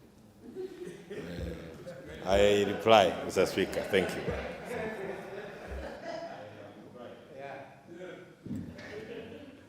The Honorable Chair, I see. You were not giving a vote of thanks in a Harambee. You are replying, you are complying with the rules of this House. Well done.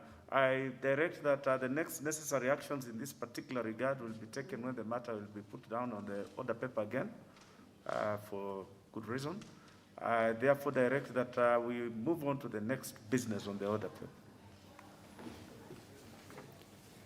Order number 13, motion, special audit report on procurement of pre-export verification of conformity to standard services by the Kenya Bureau of Standards.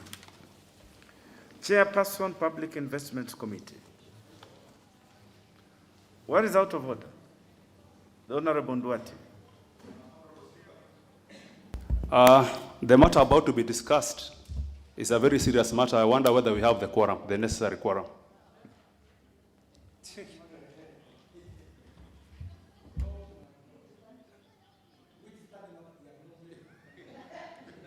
Mr. Speaker, sir. The Honorable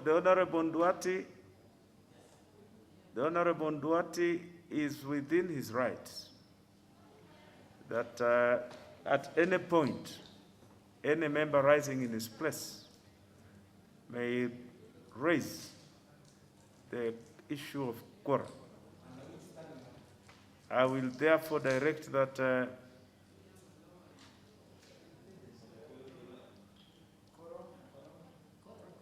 just hold on. Let me just confirm the numbers that we have.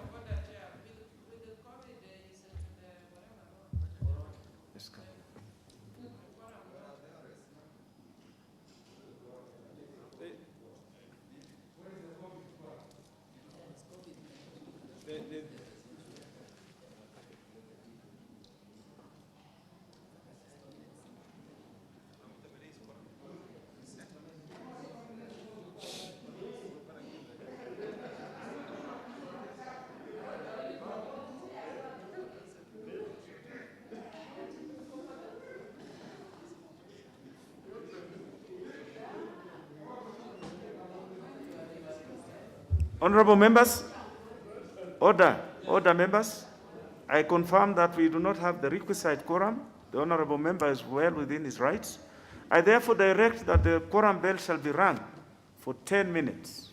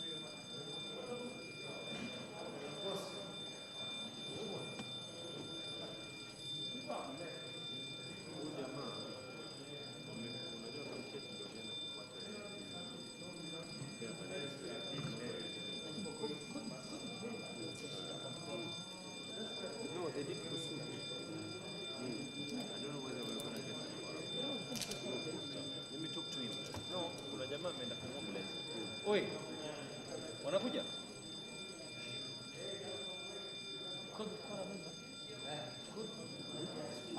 Ngoja.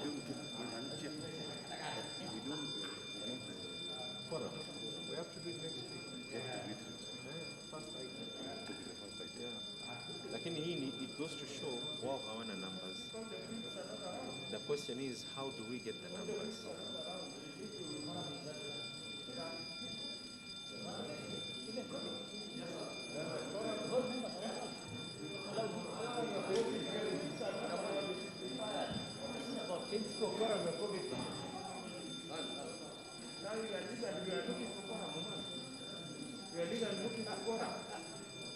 There are no people coming in. Hold on. Where are the whips? Where are the whips? There are no people. Oh.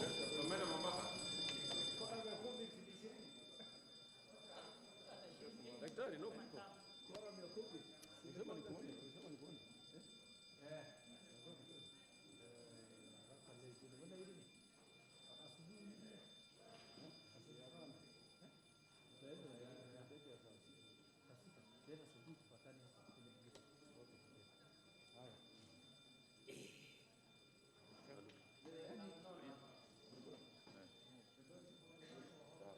Unasema nikuone.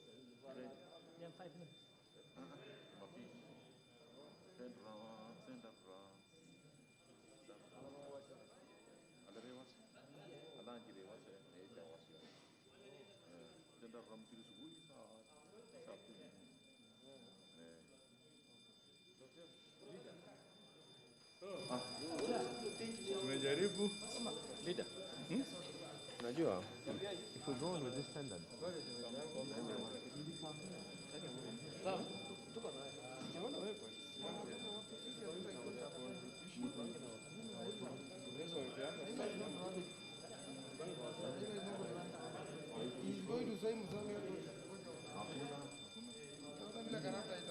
Mimi nakwambia leo.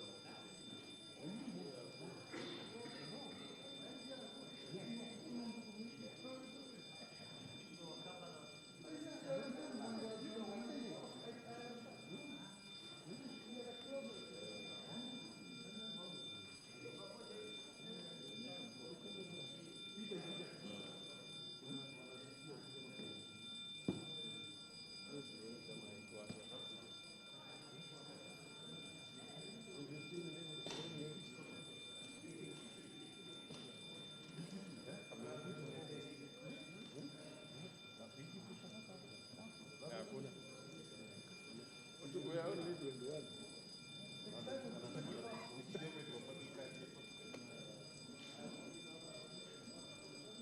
Hawezi. Hakuna. Huyu akiteko hakuna kitu.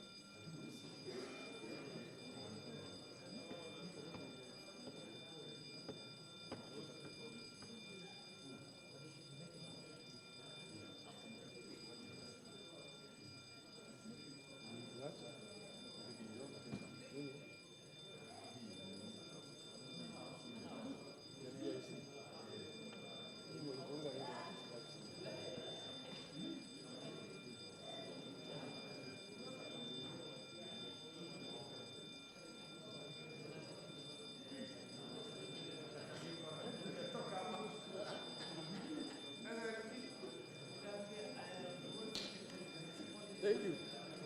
Thank you, Speaker.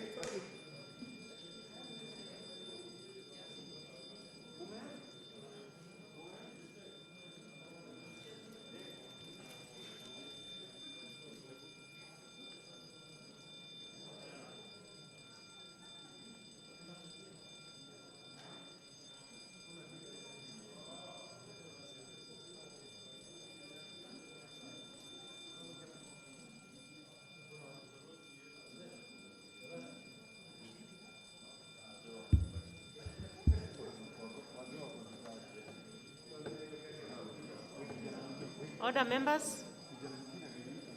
Order, honorable members.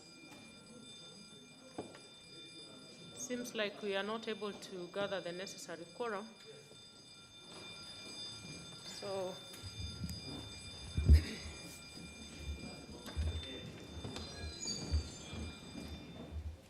the time now being 5:58 p.m.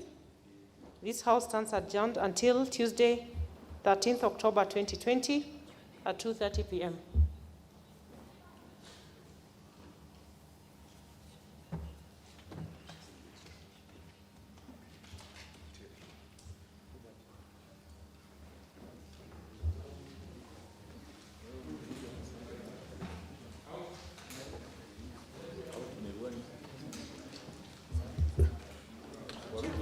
Hapa kama